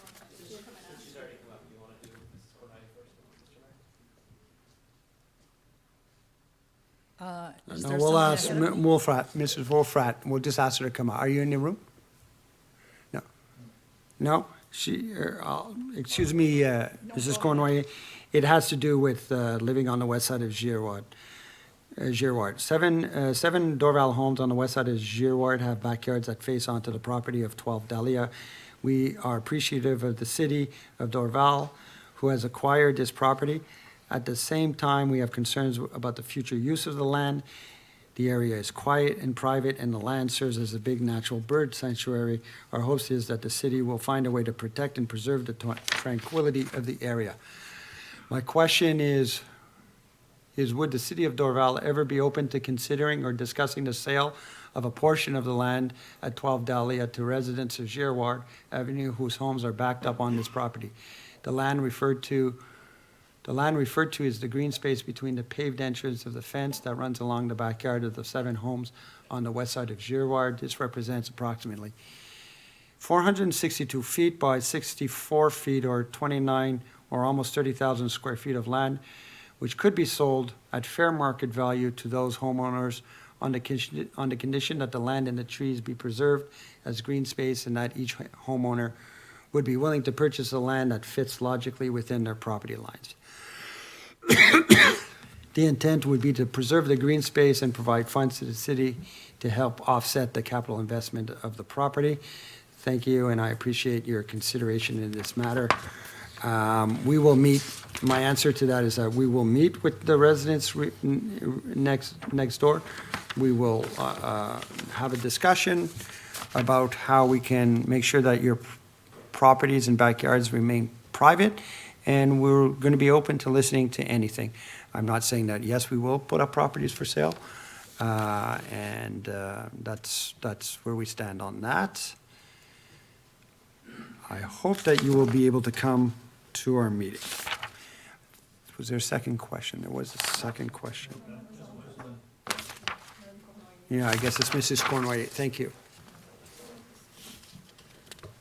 Yes, my question was, last city council meeting, Mr. Brouillard raised the question of the house at 320 Clément, which was no longer in alignment with the houses on its streets because the new foundation brought it forward by a dozen feet or so. This is a violation of the site planning and architectural integration bylaw, which states that the home on this street are aligned. And I think I sent a JPEG file of quoting that particular section of the bylaw. That question took everyone by surprise, and you were to investigate what took place, Maire Doré, and get back to us as to why the urban planning department allowed that particular home to be moved forward in such a manner, even after Mr. Brouillard called the city to signal the problem. Why did this take place? This raises a larger question as to how urban planning respects the setbacks. We notice that the home on 2220 Wren is being granted an exemption reducing its front setback to 4.7 meters. Minor exemptions like this are given all the time. My question is, why is this happening at all? Why is the city not respecting its own site planning and architectural integration bylaw? It seems as if it's quite chaotic out there, and anybody can do what they want. Can you please explain the particulars in both examples and also address the larger picture as to why this is happening so frequently in the city? Okay, Mrs. Cornway, what you're asking me, why did this take place at, whatever took place at 320 Clément? What took place at 320 Clément? Well, the houses were all previously aligned on that street, and as Mr. Brouillard raised at the City Council meeting in May, when the foundation of this particular house was redone, the house was raised and moved forward by about 12 feet. Was it now? Yes, I've gone and I've looked. Oh, yeah? Yeah. So the question was... I'll answer your question right Yeah. now, very clearly, okay? I'm surprised that you would just take the word of anybody and just, take it as for fact. I can tell you that the house was surveyed before it was raised and a new foundation made. It was put back down on the new foundation and it was resurveyed. It hasn't moved an inch. It hasn't moved an inch. Has not moved an inch. So all of this is speculation. It's being spread as some kind of violation that doesn't exist. And we should be very careful when we make these kind of statements in question period and on social media. Well, I think it's a question that I think merits being followed up. But there's no question to follow up. The house was not moved, period.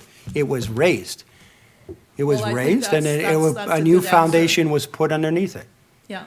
Yeah, so, I don't know, you're asking me why, that I need to explain that we're violating our own bylaws. It didn't violate anything. It was raised. Okay, well, thank you for that clarification. Okay. Okay, what about the other minor derogations that are always granted, reducing setbacks? Sometimes we have derogations that are given for specific reasons. I can't speak to any specific one of them. We give them out. It's available. People can use them. But how does that balance in with the architectural and site integration planning bylaw? It's allowed. Look, we're going to be approving some properties tonight that are very awkward properties. It's very clear cut when you're building on a rectangular or square piece of land. You can say very clearly what we have to give in the back and the front and on the sides. There are properties that have very weird shapes, and sometimes derogations have to be given. Okay. My second question. The Maison Alternative to be built on Dawson Avenue is a fabulous idea, but it does raise a problem when it comes to the safe transport of elementary-aged children who go to Gentilly School on Fénelon using their bikes and even walking to school. Because of the construction on Carson Avenue for the North American Development Group development, there were plans to divert the school safety corridor to Dawson so that children would not have to bike through major construction truck traffic.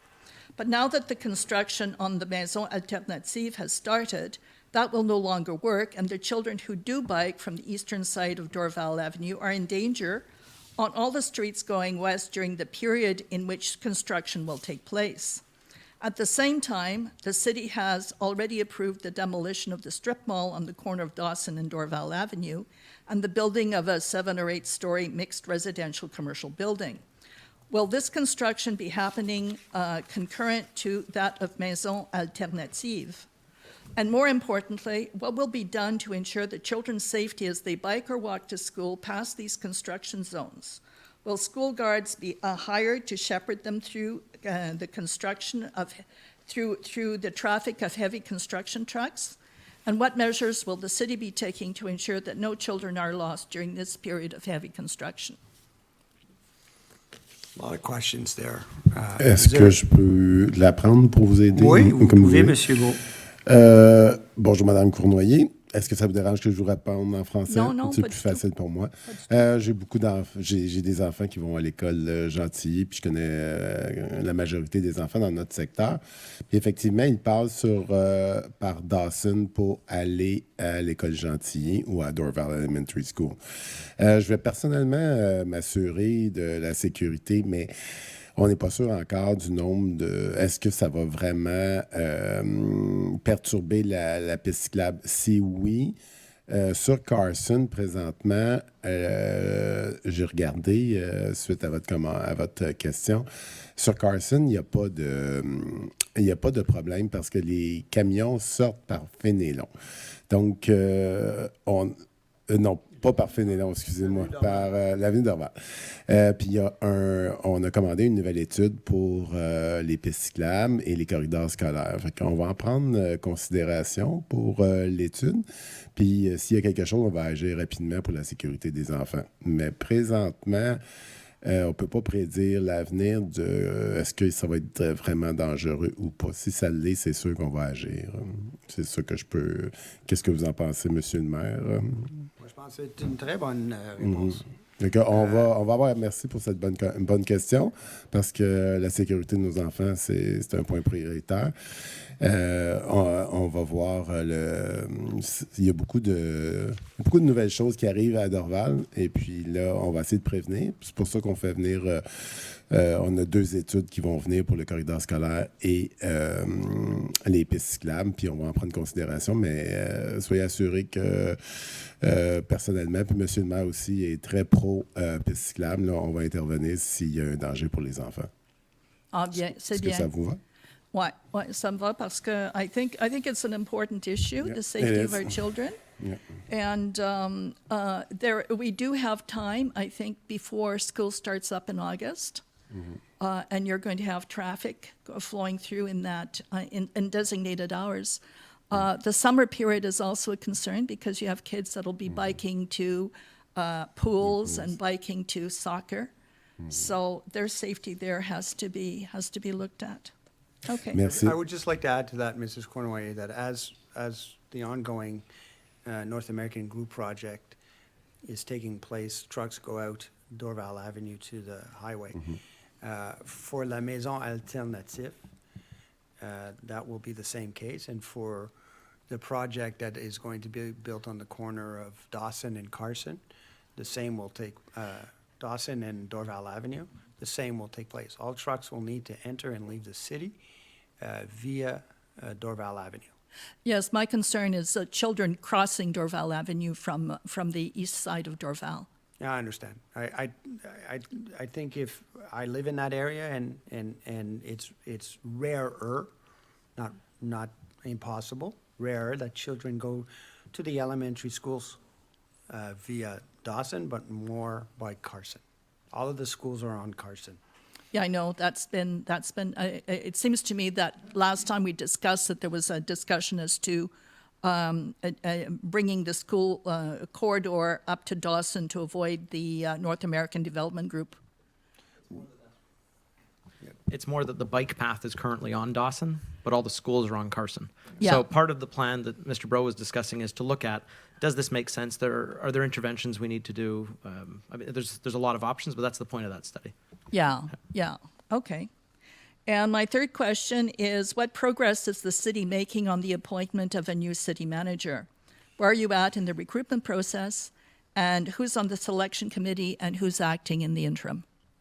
Well, okay, I don't discuss where we are in the process. I've said before that I expect to have a new DG in place during the month of August, and I think that we're currently on track for that. At the immediate moment, Monsieur Todaran, who is our manager of our director of finances, is taking on the interim role of director general. Okay, thank you. You're welcome. And we have, Madame Choquette. Are you in the room? No? Another question about Dahlia. Question 1. Consulter spécifiquement quant à la nouvelle vocation de l'ancienne résidence des Sœurs de la congrégation de Notre-Dame, compte tenu qu'ils sont partie prenante de ce nouveau projet.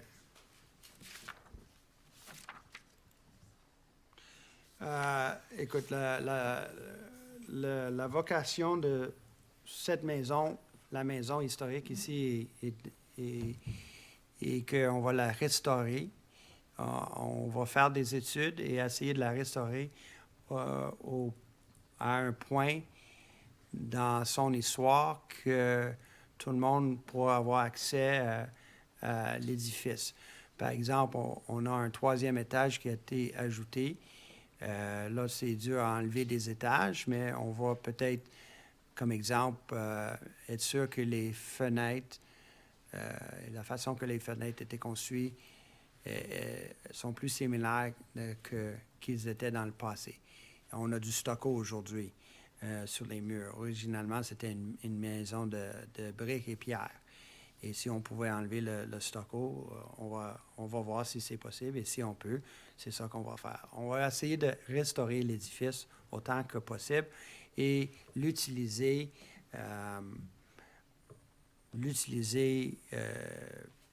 comme on le fait aujourd'hui, peut-être. Peut-être ça peut être utilisé pour faire des expositions.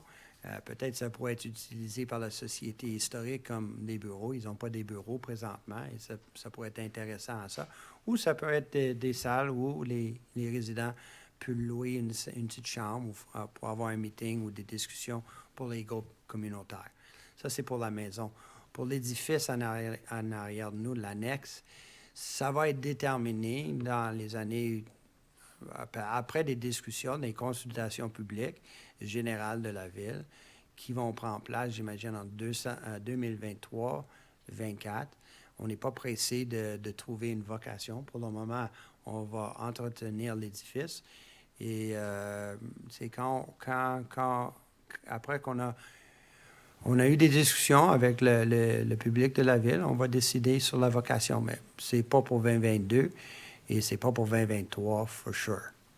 So, j'espère que ça répond à la question et je pense que ça, c'est aussi la réponse que je donne depuis le début de ce processus. Si on n'a pas d'autres questions dans la salle, est-ce qu'on en a d'autres questions dans la salle? Oui, M. Nizola, on va aller vite. On achève 1h30.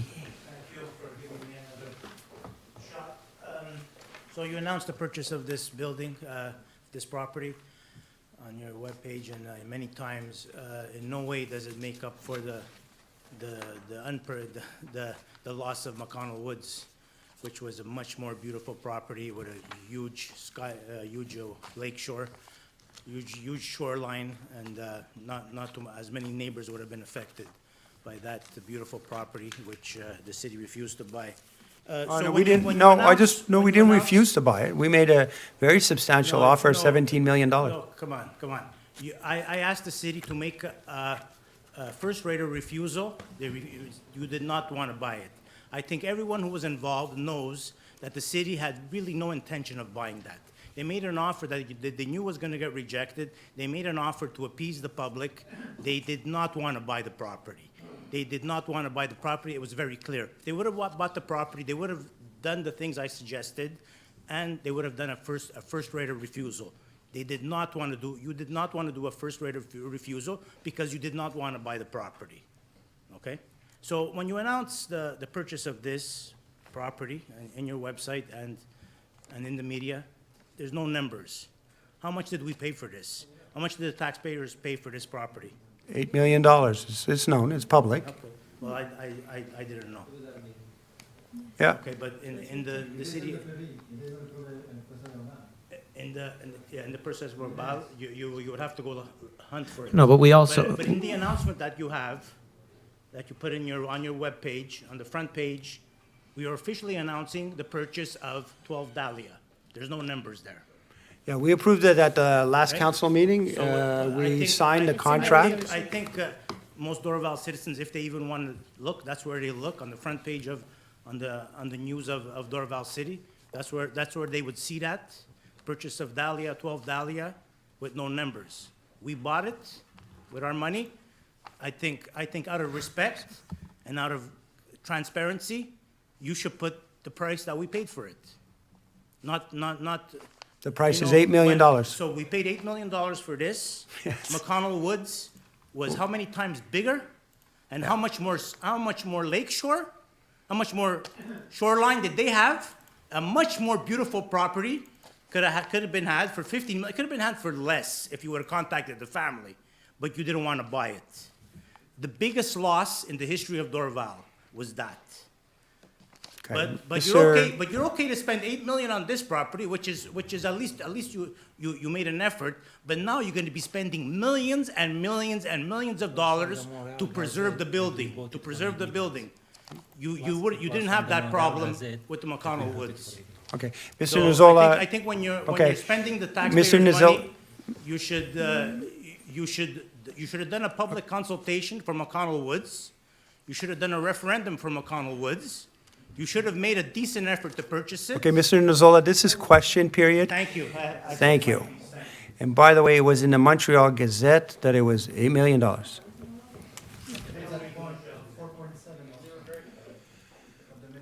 Okay, the minutes of okay. last meeting, yes. We are going to, is there any more questions? No? Thank you. Thank you for your patience, everyone. Oh, là, j'ai perdu ma page. Procès verbal.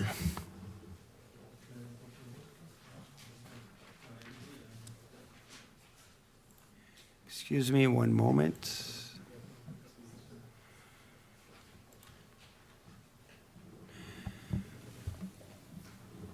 Bon, Procès verbal 2.1. on commence 2.1, approbation du procès verbal. Monsieur le maire, je propose l'adoption du procès verbal de la séance du 16 mai, du 16 mai 2022. Un approuveur. Je seconde, Monsieur le maire. Merci. Point 3, avis de motion de dépôt d'un projet de règlement RCM-92-2022. Ça, il faut faire ça. Je m'habitue, je verrai jamais. Monsieur le maire, je propose de donner avis de motion à l'effet de proposer à une séance ultérieure du conseil le règlement concernant le remboursement des dépenses de recherche et de soutien des conseillers de la cité de Dorval, RCM-92-2022, aux fins de définir les dépenses admissibles et d'encadrer le traitement des demandes de remboursement et dépose le dit projet de règlement. Monsieur le maire, ce projet de règlement est nécessaire étant donné que maintenant nous avons une population au-delà de 20 000 personnes et que selon Québec, nous devons avoir un tel règlement pour mieux encadrer les dépenses de soutien et de recherche des conseillers.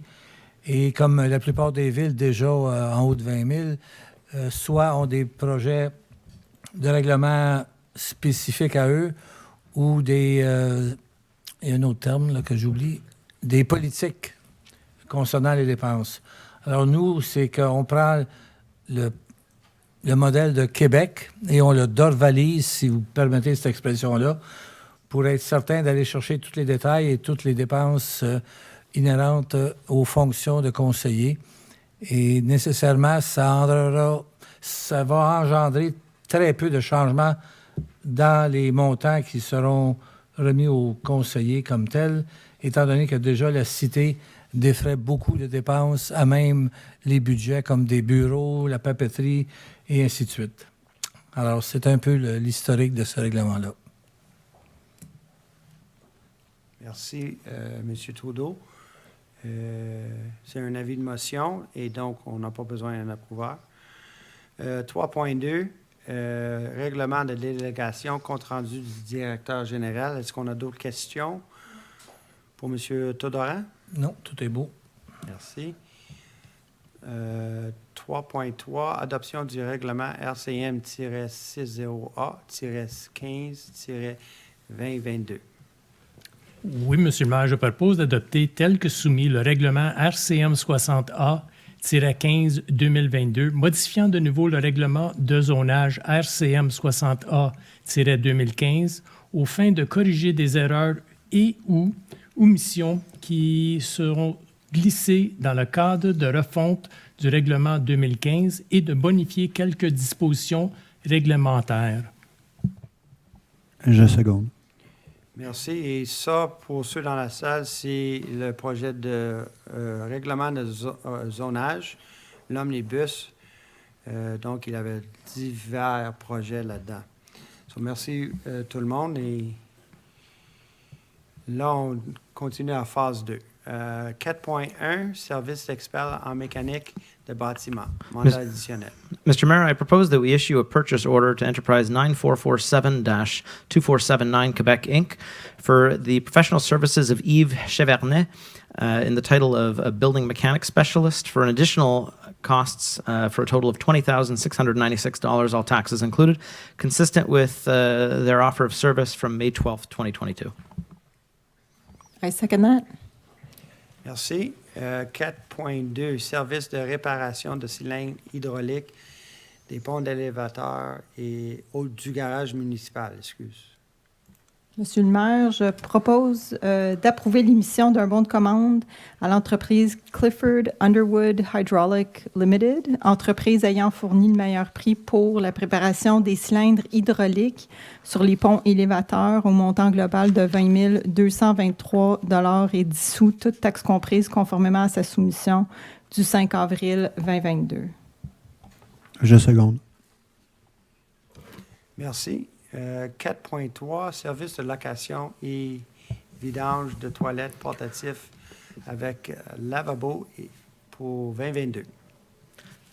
Yes, Mr. Mayor, it would be to approve an additional budget of $5,460.59, including taxes, for the contract awarded to company Senibec, Inc., for the rental of extension of 12 portable toilets and as well the rental of an additional portable toilet for 2022. I'll second the motion and just highlight, as folks have hopefully noticed, that this is something that we implemented last year with the pandemic, and we've continued this year to offer more portable toilets throughout the city, some of which will continue into the winter months. Seconded. Thank you, Mr. Von Rartz. That's right. We expanded our offering yet again, so that's why we have additional fees. 4.4. Monsieur le maire, je propose d'autoriser le renouvellement de la première option du contrat pour 2022-2023 à l'entreprise informatique Amerix, Corporation Amerix Inc., pour la fourniture d'abonnements annuels du logiciel Microsoft 365, incluant les différents lots de manufacturiers Microsoft, au montant de 48 417 54 sous, toutes taxes comprises, tel que détaillé dans sa soumission ouverte le 1er juin 2021, ainsi que d'autoriser une enveloppe budgétaire de 5 000 $ pour couvrir les ajustements de nombre d'utilisateurs qui pourraient être requis en cours du contrat. J'appuie, Monsieur le maire. Merci. 4.5, autorisation d'aide financière, remplacement de tapis au golfe d'Orval. Je propose, Monsieur le maire, d'autoriser une aide financière à la Corporation du Golfe d'Orval pour l'achat et l'installation par l'entreprise Tapis Trans-Canada Carpet d'un nouveau tapis au premier étage du chalet au montant de 24 181 et 54 sous, toutes taxes comprises. Je seconde. Merci. C'est pour dire que les tapis au deuxième étage ont été remplacés l'année passée. Là, tout est beau. 4.6, location de jeux gonflables pour la fête nationale et la fête du Canada. Monsieur le maire, je propose d'autoriser le paiement de 2 factures à l'entreprise T2 Événements Plus SENC pour la location de jeux gonflables pour la fête nationale et la fête du Canada 2022, le tout au montant global de 16 993 et 38, toutes taxes comprises. J'appuie. Ils ont l'air amusants. Oui. Ben, j'ai pas le droit de jouer là-dessus, là. C'est pour les enfants. 4.7, fourniture et installation d'un quai au 12 avenue d'Aléa. Je propose, Monsieur le maire, d'émettre un bon de commande à l'entreprise Poralu Marine Inc., entreprise conforme pouvant répondre aux exigences du projet de fourniture et installation du quai au 12 avenue d'Aléa au montant global de 39 920 et 08 TTC, conformément à sa soumission du 7 mai 2022. Je seconde. On ne prend pas normalement des questions pendant cette période. Écoutez, si vous voulez rester à la fin, on peut... Vous pouvez... On le commande. On le commande, puis...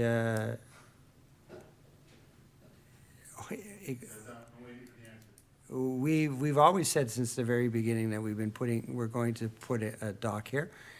We will meet with the residents, and if the dock is not installed here, despite everything, it will be used someplace else in the city.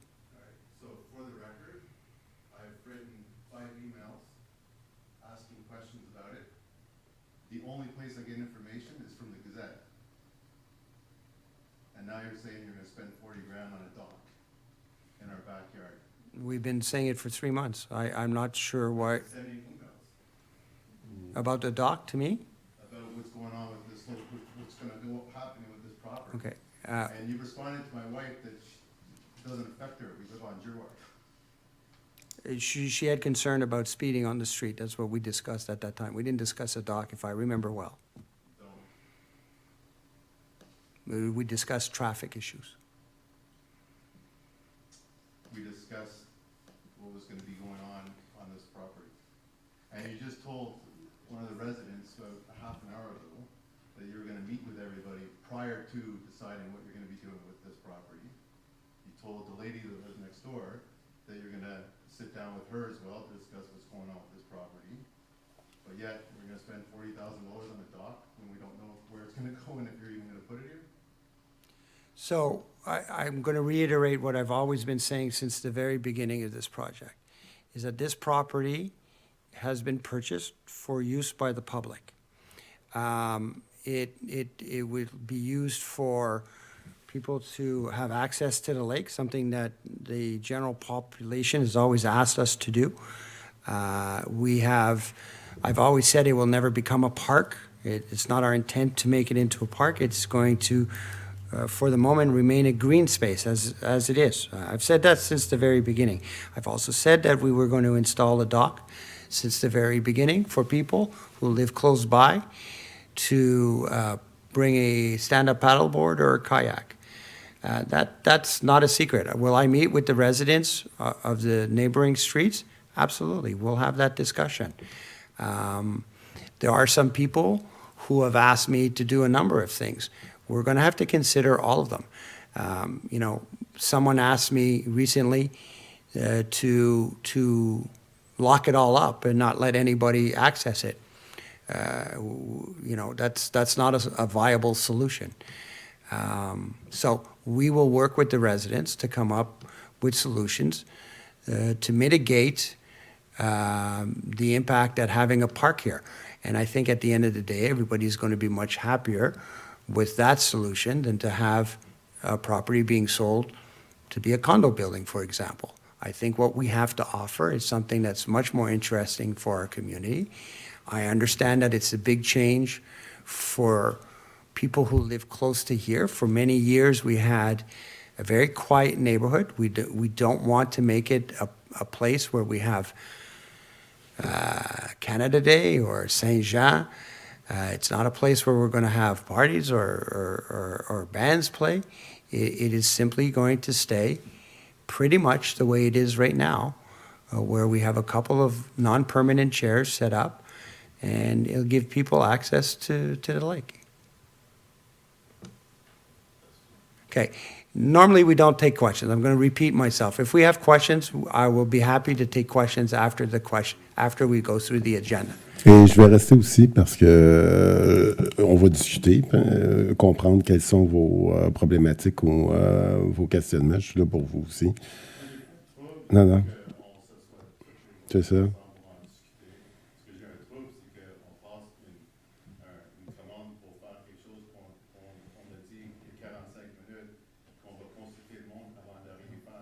We're going to discuss with the residents prior to doing anything, but now we're doing something. Well, we're doing more than something, all right? We put out some chairs here. Those chairs have been here for a number of weeks now. I'm on this property every day, and those chairs showed up here maybe 3 days ago. Okay. 4 days ago? Okay, I was told they were here earlier, but I stand corrected. Okay. But I think what I'm saying is that we purchased it to use it. We didn't purchase it to put a fence around it. Perfect. For a heritage building, that's fine, for whatever it might be, but until we decide what it's going to be used for, I don't think people should be using it as a public space when you're going to have construction going on here in the next couple of years. Might have to tear down a building, who knows what you're going to do with it, right? There's spending money on a dock and inviting people to come here, plus it's not even, the water is not safe here to go off on a paddleboard and people just jump off there. Okay. I appreciate your comment, and again, I will meet with the residents of the area, and we will have a discussion. Everyone has their point of view. I will listen to all of those point of views, but at the end of the day, we didn't buy this property to let the house sit here as is. We publicly said it many months ago. It was in the newspaper that our goal was to restore the house for public use, for some sort of public use. We've always said and maintained that the annex behind us will be evaluated, and it will not be until 2023, 2024. I'm not going to put a fence up around this property and not use it. I've said very clearly that we will allow people to come here, enjoy the lake. People have already spoken to us about cars coming here, and we're going to be putting a chain here at the front so the cars can't go further. We've put a chain at the front so that cars don't come in the main entrance. We will do what we need to do, but we're not going to put a fence around the property and say you can't use it for 3-4 years. Okay. Est-ce qu'il y avait un secondaire? Je vais le seconder. J'appuie.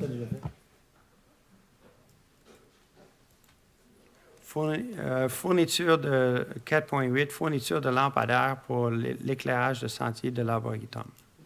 Je propose, Monsieur le maire, d'émettre une commande d'achat à l'entreprise Lumen, entreprise ayant fourni le meilleur prix pour la fourniture de 13 fûts et têtes de lampadaires pour l'éclairage du sentier de l'Arboretum, au montant global de 39 877,93 sous toute taxe incluse, conformément à la soumission du 20 avril 2022. J'appuie, et ça encore, c'est une belle ajout qu'on va avoir à côté de la bibliothèque au l'Arboretum pour que le sentier peut être utilisé pas juste pendant la journée, mais aussi les soirs, quand il fait noir.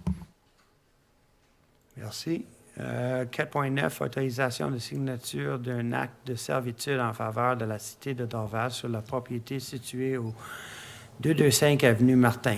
Je propose, Monsieur le maire, d'autoriser le maire et la greffière à signer pour et au nom de la Cité de Dorval un acte de servitude à intervenir entre la Cité de Dorval, Jean-Louis Dorion, et affectant la propriété située au 225 Avenue Martin à Dorval, soit le lot 1523819 du Cadastre du Québec, circonscription foncière de Montréal, le tout selon les termes et conditions apparaissant au projet d'acte de servitude joint au dossier décisionnel 2022-06-011-751 ou tout autre terme et conditions qui sera jugé dans l'intérêt de la Cité, et d'autoriser le maire et la greffière à signer pour et au nom de la Cité d'Orval tout autre document requis pour donner effet à la présente résolution.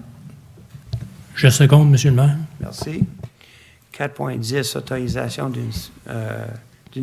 d'un acte de vente avec ABB Électrification Canada SRI pour l'acquisition du lot 6398491.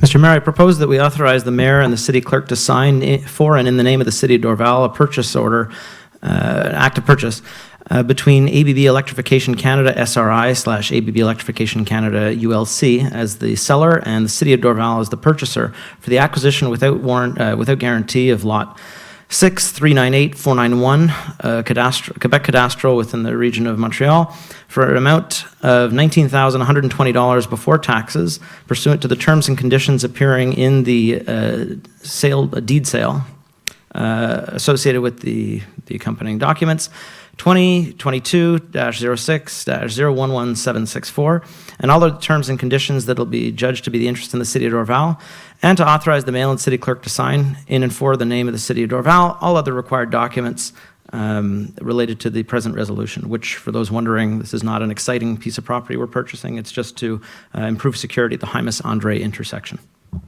I second that. 4.1, réhabilitation structurelle des conduites d'eau potable pour 2022. Yes, Mr. Mayor, it would be to award the contract to Foraction Inc., the lowest confirmed bidder for the structural rehabilitation of the drinking water pipes for a total amount of $1,660,200, including taxes, in accordance with the bids opened on June 1st, 2022. J'appuie, Monsieur le maire. Merci. 4.12, réhabilitation structurelle des conduites d'égout 2022. Monsieur le maire, je propose d'octroyer un contrat à l'entreprise des services Introspec Inc., plus bas soumissionnaire conforme pour la réhabilitation structurelle de conduite d'égout au montant global de 747 231 et 72 sous, toutes taxes comprises conformément à sa soumission ouverte du 1er juin 2022. J'appuie. Merci. 4.13, resurfaçage des diverses rues 2021. Je propose, Monsieur le maire, d'autoriser une augmentation du contrat octroyé à Roxborough Excavation Inc. en 2021 pour un montant ne dépassant pas 35 164,45 $, toutes taxes comprises. Je seconde, Monsieur le maire. Merci. Et ça, c'était des travaux additionnels, je crois. Des travaux additionnels. Oh, excuse. Oui. C'est lié avec l'augmentation Oui, du prix d'essence oui. pour le contrat qu'on a issu l'année passée. Merci, M. Von Reutz. Le proposeur était... Merci. 4.14, approbation d'ordre de changement, projet d'agrandissement de la résidence d'Orval. Monsieur le maire, je propose d'autoriser les ordres de changement AM43, AM44, AM45 et AM46 au contrat octroyé à l'entreprise MA2D Construction Inc. pour un montant global de 45 908,77 toutes taxes comprises dans le cadre des travaux d'agrandissement de l'aréna d'Orval. Merci.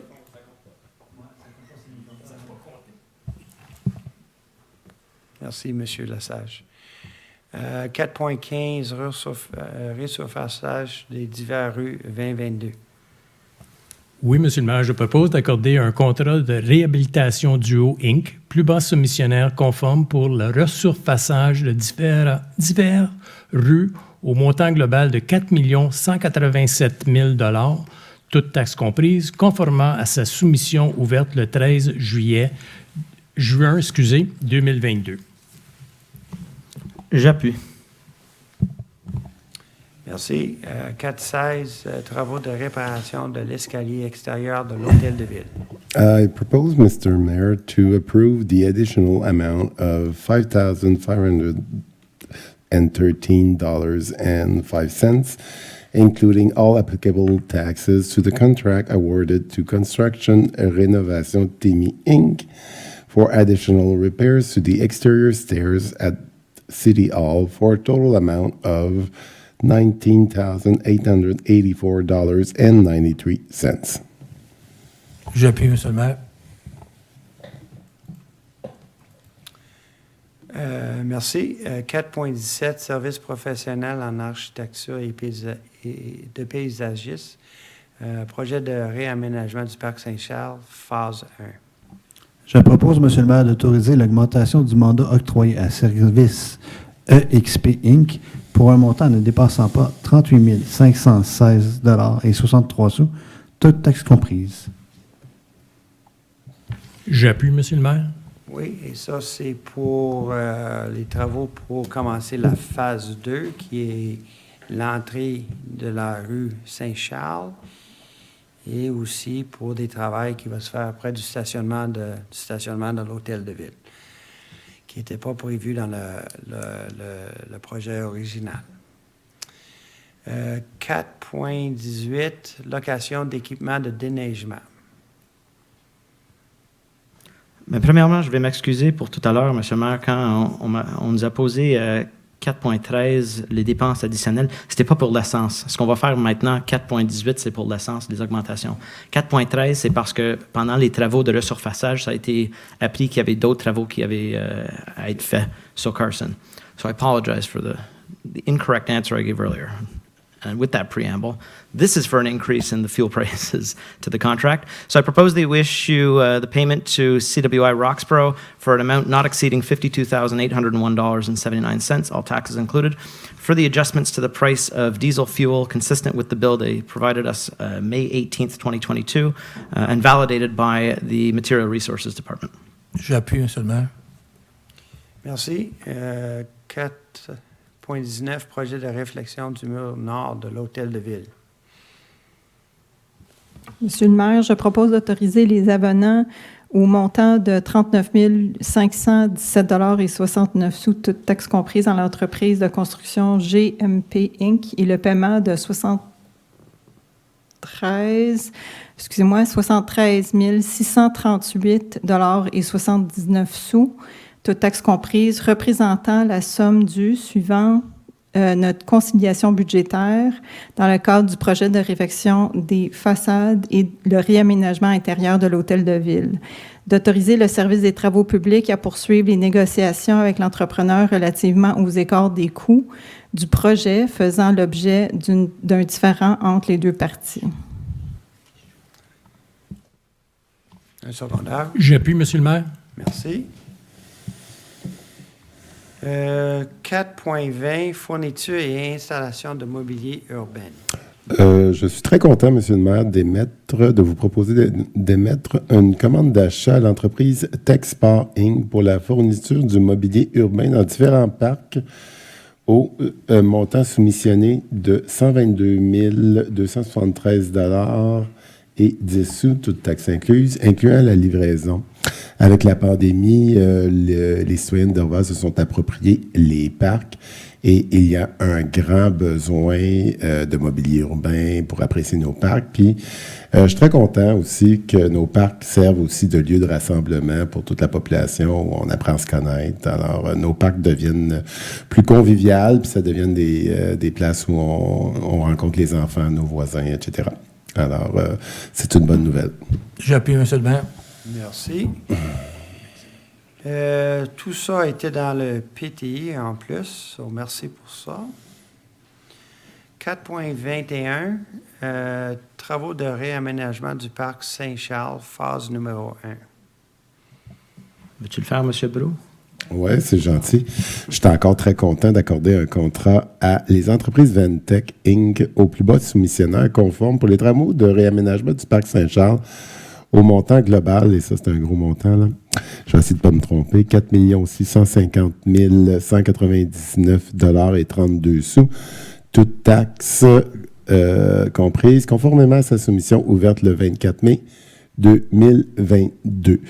Les prix augmentent rapidement. On est très chanceux d'avoir un entrepreneur qui est dans les prix et on est très chanceux que le parc Saint-Charles va commencer à revivre et on va avoir un beau parc l'année prochaine. Un proposeur? J'appuie. Merci. Merci, M. Brault. 4.22, service professionnel pour la réflexion du bâtiment situé au 1780 chemin bord du lac Lakeshore, maison du jardinier. Un autre projet qu'on a en cours, M. le maire, je propose qu'on ratifie le contrat octroyé à TDR Expert Conseil Associé Inc. pour préparer un rapport d'évaluation structurelle au montant de 4 484 3 sous, toutes taxes comprises, ainsi que d'autoriser l'émission d'un bon de commande à TDR Expert Conseil Associé Inc. pour fournir les services d'ingénierie en structure dans le cadre du projet de réfection de la maison du jardinier pour un montant global de 14 130 $ 43 sous, toutes taxes comprises, conformément à son offre de service du 16 mai 2022, le tout au montant global, donc les deux contrats ensemble, pour 18 614 $ 46 sous, toutes taxes comprises, pour ce fournisseur. J'appuie. Merci. Et ça, c'est un beau projet de la maison du jardinier qui est au bout du parc Pine Beach, qui est aussi une maison patrimoniale. 4.23, service expert en pare-feu, commutateur, configuration réseau et serveur virtuel.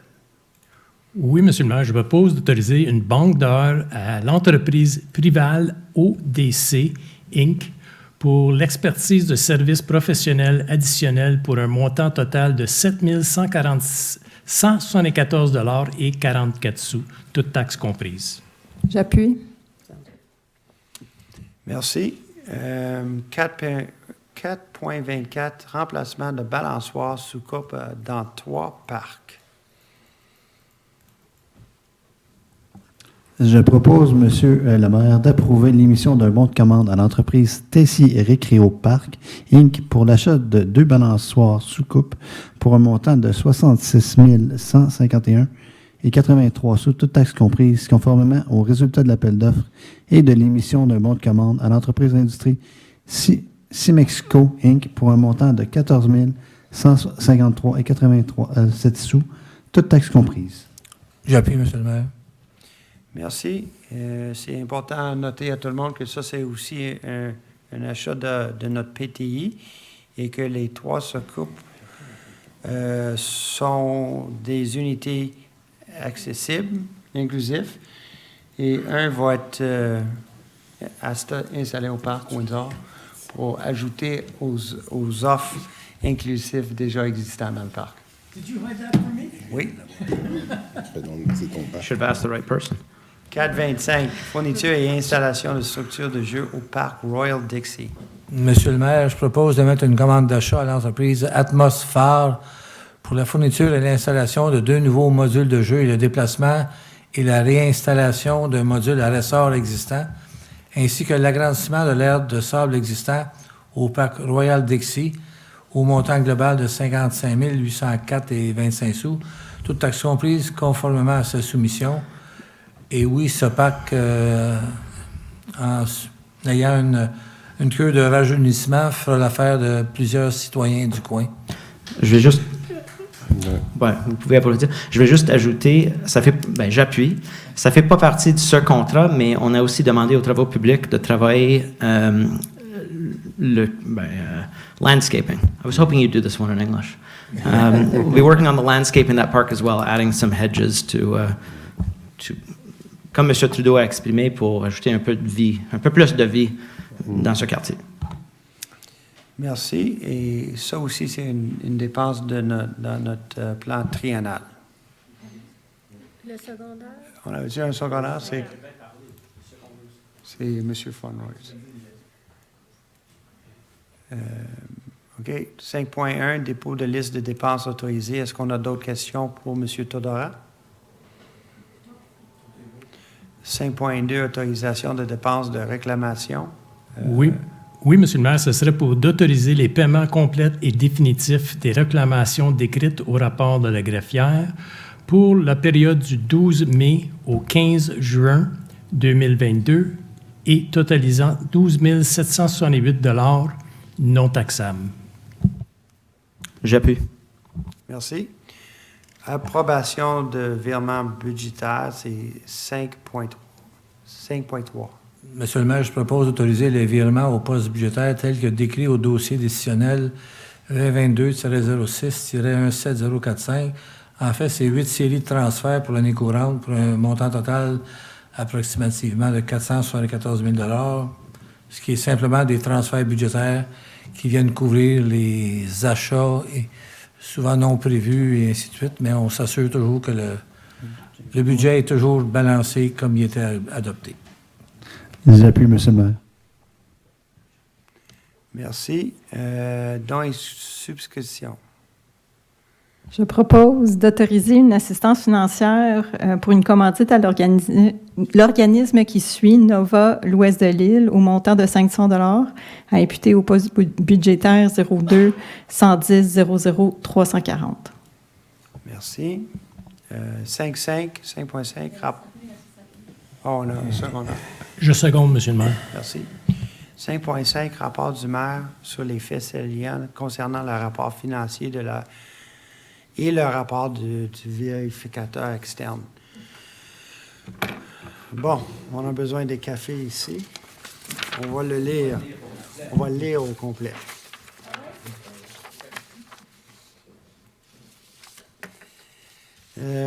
Fellow citizens, it has now been over 2 years since the pandemic started. However, today we can see the light of a new normal period on the horizon. Rest assured that your new council is very sensitive to the current situation, and that we are working tirelessly with the administration and city employees to deliver even more great projects and to offer the services you very much deserve.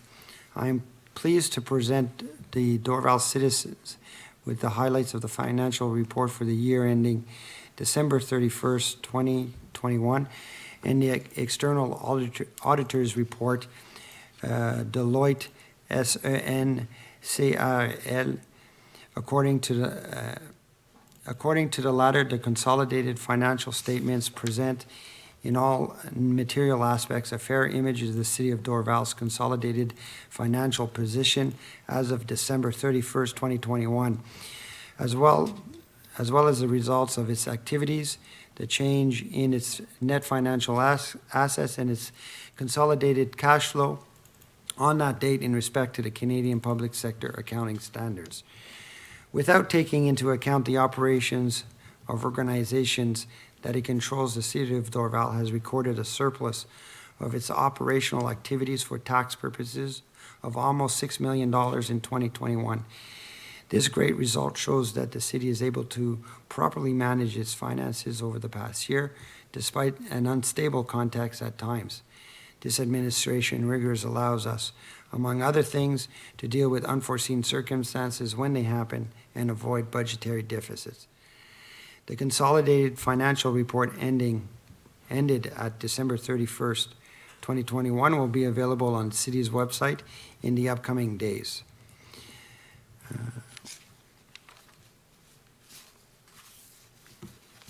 Composition des acquisitions immobilières et immobilisation. Annuellement, nous faisons un devoir de maintenir nos infrastructures en bon état et d'assurer une pérennité de notre actif. Ainsi, pour l'année 2021, nous avons investi plus de 8 millions de $, principalement dans les activités d'infrastructure, 8 millions, parcs et hautes infrastructures, 1,5 million, bâtiments, 9 millions, véhicules, machinerie divers, 0,5 millions.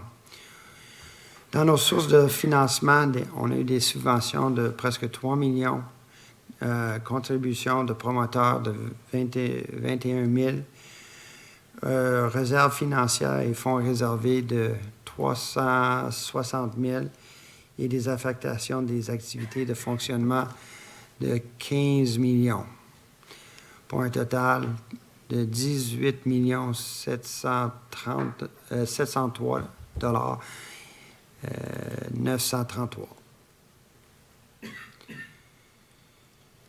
Infrastructure municipale, les dépenses en infrastructure sont composées, entre autres, de travaux de resurfaçage de niveau de la voirie et de la réhabilitation d'aqueducs et d'égouts, la construction de l'avenue Lila et la conduite d'eau potable sur le boulevard Neptune, ainsi que la mise aux normes de branchement de réseau d'eau potable d'ADM sur la rue Arthur Fecteau, ainsi était effectuée.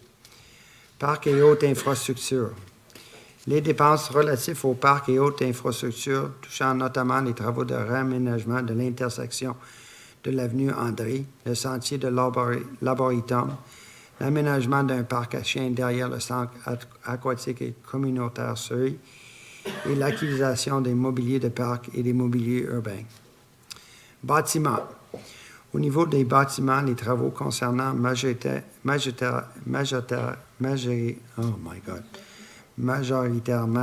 l'agrandissement de l'aréna d'Orval, ainsi que la mise en niveau des terrasses ouest et de la toiture du centre communautaire Sarteau-des-Noyers et du mur nord de l'hôtel de ville, extérieur et intérieur.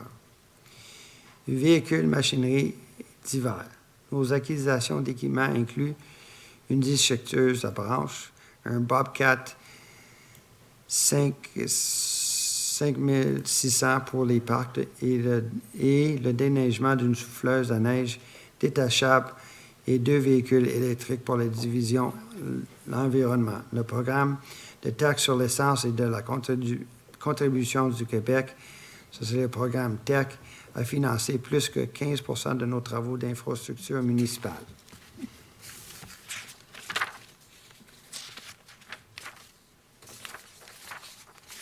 À la fin, acknowledgements. As you can see, the City of Dorval's financial management is conducted rigorously with the interests and needs of the Dorval population always in mind. The plethora of services and programs offered to our residents, the low taxation rate, and the quality of life in our community are some of the reasons why Dorval is a great place to live and work. In closing, 2021 is the first year of the new council's mandate, and we look forward to continuing the hard work expected by our residents over the next 4 years. We thank you all for your trust and your support. I also wish to thank the members of our municipal council, our administration, and all the employees of the City of Dorval for their crucial work that they have done over the past year. So that is the report that is available, will be available, Monsieur Todaran? Tomorrow on our website. Tomorrow on our website, dans les 2 langues. Et j'espère que tout le monde aura la chance de le lire. Pas si long. 5.6, affectation de revenus des panneaux publicitaires du Fonds d'aide et de soutien aux citoyens et citoyennes de Dorval. Bien, ça, c'est des bonnes nouvelles. Attendu que le Conseil a procédé à la création d'un fonds d'aide et de soutien aux citoyens et citoyennes de Dorval à la séance de mars 2020, attendu que l'affectation des fonds annuels provenant des revenus de location des panneaux publicitaire doit se faire l'année suivante où le revenu a été reçu, attendu que la Cité de Dorval a reçu des revenus de 211 658 et 10 sous en 2021, ce qui est quand même beaucoup pour un fonds d'aide provenant de l'allocation des panneaux publicitaires. Alors, je propose, monsieur le maire, d'autoriser l'affectation d'une somme de 211 658 et 10 sous au fonds d'aide et de soutien aux citoyens et citoyennes de Dorval provenant de l'excédent de fonctionnement non affecté. Alors, en même temps, j'encourage tous les citoyens de Dorval de demander qui ont besoin d'aide pour leur compétition, pour leur talent culturel de chanteur ou de musique, etc. De ne pas hésiter de faire appel à ce fonds pour promouvoir le talent des Dorvalois et des Dorvaloises. Alors, on est très fiers d'encourager les citoyens de Dorval. J'appuie, Monsieur le maire. Merci. Et juste pour nos citoyens, on est en train de travailler fort sur ce fonds d'aide-là. On a présentement cinq applications qui ont besoin d'être revisées dans les prochaines semaines. On a possiblement un projet avec l'école Dorval Elementary. Et en plus, on va utiliser une partie des fonds pour supporter le parc Saint-Charles, parce que le parc Saint-Charles, comme on le sait tous, est un parc inclusif, accessible. Donc, ça, c'est toutes des bonnes nouvelles. On va aller à 5.7, confirmation de couverture d'assurance et responsabilité municipale d'un officier public. You want to read it? OK. Attendu que Maître Louisa Sadoun, notaire, ait embauché à titre d'assistante greffière au service des affaires publiques et du greffe par la résolution du conseil municipal portant le numéro CM 2204-205 et adopté à la séance du conseil de mardi 19 avril 2022. Attendu que Maître Louisa Sadoun est membre en règle de la Chambre des notaires du Québec. Attendu que le règlement sur l'assurance de la responsabilité professionnelle des notaires permet à des notaires à l'emploi exclusif de certaines organisations d'être dispensés de l'obligation de souscrire au Fonds d'assurance responsabilité professionnelle de la Chambre des notaires du Québec. Attendu que Maître Louisa Sadoun a déclaré sous serment qu'elle est à l'emploi exclusif de la Cité d'Orval. Attendu que la responsabilité professionnelle de Maître Louisa Sadoun, notaire, découlant de ses fonctions exécutées pour la Cité d'Orval en tant qu'assistante greffière est couverte par l'assurance responsabilité municipale des officiers publics de la Cité d'Orval, je propose que notre organisation, la Cité d'Orval, se porte garante, prenne fait et cause et réponde financièrement de toute faute commise par Maître Louisa Sadoun, notaire, à notre emploi dans l'exercice de sa profession. J'appuie. Merci. 5.8, disposition de biens d'équipement informatique et véhicule numéro 95-12. Je propose d'autoriser, M. le maire, la disposition des équipements informatiques décrits au dossier décisionnel 2022-06-11745 et de ratifier la disposition du véhicule numéro 95-12 en remplacement du véhicule 99-15 dans le cadre de l'achat de 2 véhicules VUS modèle CX5 pour la sécurité publique. J'appuie. Merci. On tombe dans l'urbanisme. 6.1, dépôt de rapport comparatif et liste des permis. Est-ce qu'on a des questions? Merci. 6.2, dépôt de procès-verbal du comité consultatif d'urbanisme du 13 juin 2022. Il est déposé. Est-ce qu'on a des questions? Merci. 6.3, approbation de divers plans d'implantation et d'intégration architecturelle. Oui, Monsieur le maire, je propose d'approuver les plans et les documents associés au projet suivant, conformément au tableau ci-dessous. Projet de construction d'une habitation unifamiliale isolée, 10 avenue Martin, recommandé majoritairement. Projet de construction d'une habitation unifamiliale isolée, 2200 avenue Warren, recommandé majoritairement. Projet de construction d'une habitation unifamiliale isolée au 310 avenue Sterling, recommandé majoritairement. Projet de construction d'une habitation unifamiliale isolée au 2110 avenue Goldfinch, recommandé unanimement. Projet de construction d'une habitation unifamiliale isolée au 335 boulevard Neptune, non recommandé. Projet de construction d'une habitation unifamiliale isolée au 1630 place Gordon, non recommandé. Projet de construction d'une habitation unifamiliale isolée au 165 avenue Saint-Louis, recommandé majoritairement. Projet d'agrandissement d'une habitation unifamiliale isolée au 560 boulevard Graham, recommandé majoritairement. Projet d'agrandissement d'une habitation unifamiliale isolée au 264 Ferndale Crescent, non recommandé.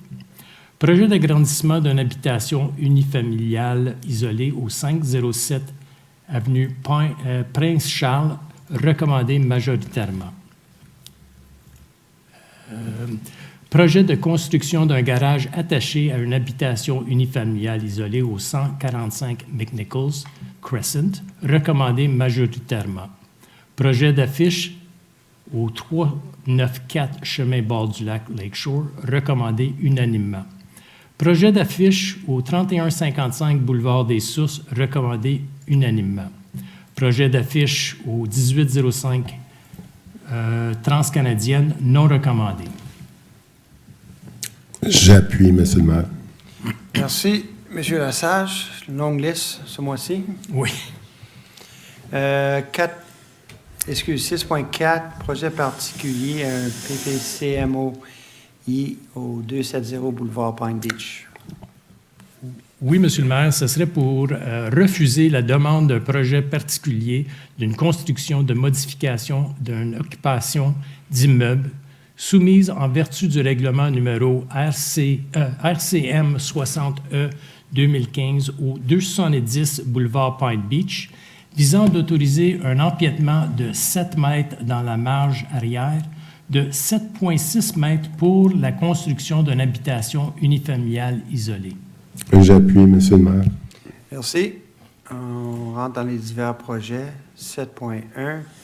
Je propose, Monsieur le maire, d'autoriser Annie Fortier, ingénieure de projet au service des travaux publics, division de l'ingénierie municipale, à signer pour et au nom de la Cité de Dorval l'entente de partenariat du CERIU selon les termes apparaissant au projet d'entente joint du dossier décisionnel 2022-06-011-774 ou tout autre terme ou condition qui sera jugée dans l'intérêt de la Cité. J'appuie. Ah, il manque un petit bout, désolé. La phrase avant, je propose aussi d'autoriser une contribution au CERIU de 2 000 $ par année pour 2022, 2023, 2024 pour un total de 6 000 $. Je rapplie. Appuie de nouveau. Voilà. Merci. Ressources humaines. C'est correct, on en a seulement pour une autre 2 heures. Non. On achève. Je propose, Monsieur le maire, de confirmer à compter du 30 mai 2022 la nomination permanente de Jérémy Fargoudarzi au poste de préposé au permis et à l'occupation au service de l'aménagement urbain. J'appuie. Merci. 8.2, embauche d'une directrice des loisirs et de la culture. Je propose, Monsieur le maire, d'autoriser l'embauche en vue de sa permanence de Mme Véronique Conche au poste de directrice du service des loisirs et de la culture à compter du 13 juin 2022, et ce, sujet à une période de probation de 6 mois et aux conditions prévues à sa lettre d'embauche. J'appuie, Monsieur le maire. Merci.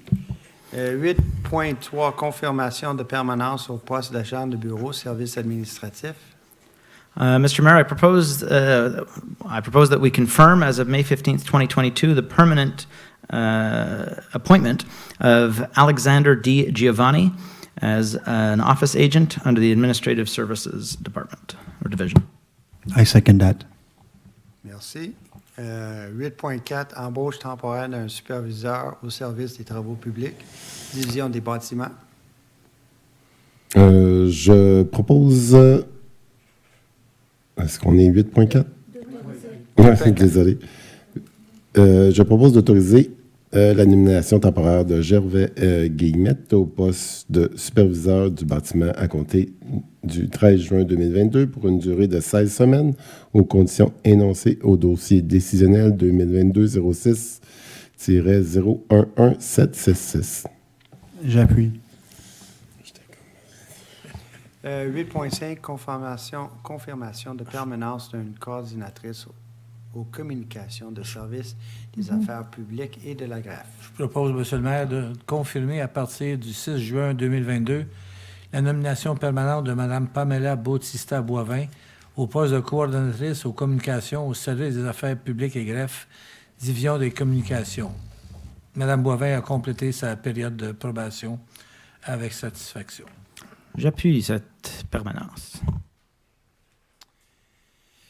Et bon, je crois que c'est tout pour ce soir. Donc, j'ai besoin de quelqu'un de proposer la levée de Je la propose. séance. Tu veux le faire, Michael? Vas-y. Je peux pas le faire en anglais. Vas-y. Que la séance soit et elle est levée à... Non, pas besoin. Non. 22.20. Moi, je dois le nommer. 22 et 26. 22h26. Ouais. 27 avec tout ça temps, j'appuie. Et merci tout le monde. Ça, c'est la partie officielle. Comme j'ai dit avant, si on a des questions, on va les prendre vite parce qu'il commence à faire tard. Le micro est ouvert. Est-ce que c'est pour le procès verbal? C'est pour le procès verbal. Bonsoir, good evening. Steve Reese, 60 Avenue, St. Charles. Just wondering what the update is with Point Picard. I heard maybe there was a lease that was going to happen before you guys took ownership. So I can answer that. The city has an agreement with the Canadian government to purchase that land. It's an agreement with the Department of Defense. We've approved the purchase of the land. However, it appears that Environment Quebec has some concerns about contamination in some land portion that is under the water. Normally, what is under the water is federal. In this case, the zoning is such that the land under the water is provincial, and so they feel that it needs to be decontaminated, and we're not quite sure how long that could take. It could be another year or two. I hope it's another year or two because it's already been way too long. But we are at the mercy of les fonctionnaires. We are trying to negotiate a land use agreement. We just don't see eye to eye on it yet. So if we have any more updates on that, as soon as I have them, I'll provide them. But right now, I'm expecting that we will not use the property for the summer of 2022. Okay, thank you. You're Can you welcome. repeat your name, please, again? Steve Reese, Thank you. Avenue 60, St. Charles. 60. Okay. If we have no more questions, one more? Okay. I don't want to keep you long. Richard Fortier, 50 Avenue Dahlia encore. A couple of years ago when I moved in, I remember it was under Maire Rouleau. They announced that they wanted to give the village a bit of a facelift. They wanted to change, les trottoirs and put like the wires underground and all kinds of work. Is that still on its way? Or? It's the wires. Yeah, That's what's that's still the in. big thing. Yeah. Okay. The project is, during COVID, it was very difficult to get Hydro to actively work on that project. It's kicked back into gear. So it's going to be a 5-year project. It's starting now, where we had a meeting with the property owners earlier in the spring, where they were engaged to sign a document stating that they were in agreement with the project, the burying of the overhead infrastructure. And we still have a few property owners to meet with, but that kicks off a process where technical designs for where the entries are going to be relocated. So will be done in this fall for actual construction work starting in next year. So 5 years. This is first phase, which is on paper. It's just to explain to the homeowners, you know, we had wires that came from the sky, came down here, now they're going to come across your property and up here. Each property has to be done so that the property owners know exactly what's happening. Once that's done, then it becomes, over multiple years, a project where caissons get installed into the street. Those are holes with cement chambers that will connect the wires across the whole length of the project, which is Dorval Avenue to St. Charles. Then they pass the wires through those conduits, and then the last phase is the connection. Some people call it the fifth year is the pole removal year. If all goes well in 4 years, then the fifth year, the poles come out of the ground. That's great. My real question on that was, like, is the project as ambitious? Like, is the intention still as ambitious as it was once announced, where it was like, you know, like 100%. stone benches and fountains and places where bands can play and like a real like reinvigoration of the village? Yeah, it's a totally different look. It's not asphalt to begin with. It's pavé uni.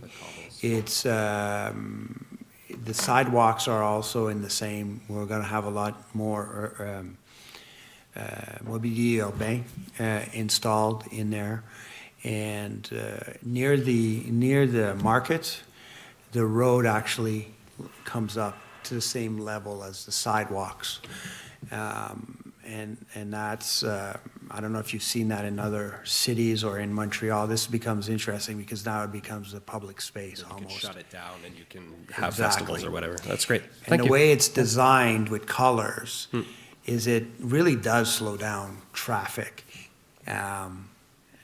just by a visual component. So it's interesting. And if you go back to that plan, we had proposed a lookout over the Dorval Island parking lot, which we weren't able to negotiate, but we did purchase the land that is Cloverdale and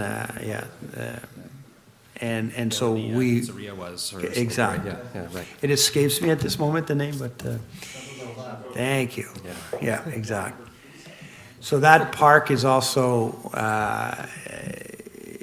that will be a public space that is going to be built there, and the plans for that we posted some visuals of that. I saw it. There was. So I think that's going to be very interesting. It's going to work as an anchor. I think Park St. Charles will work as well as a very strong anchor for the village. We're going to have lots of parking for that.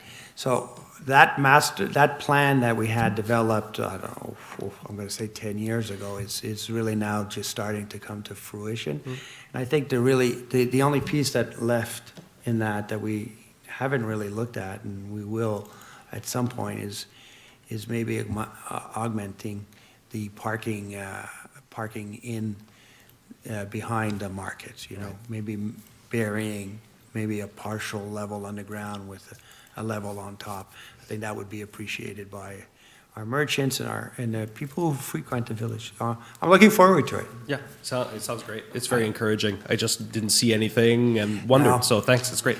Yeah, no problem.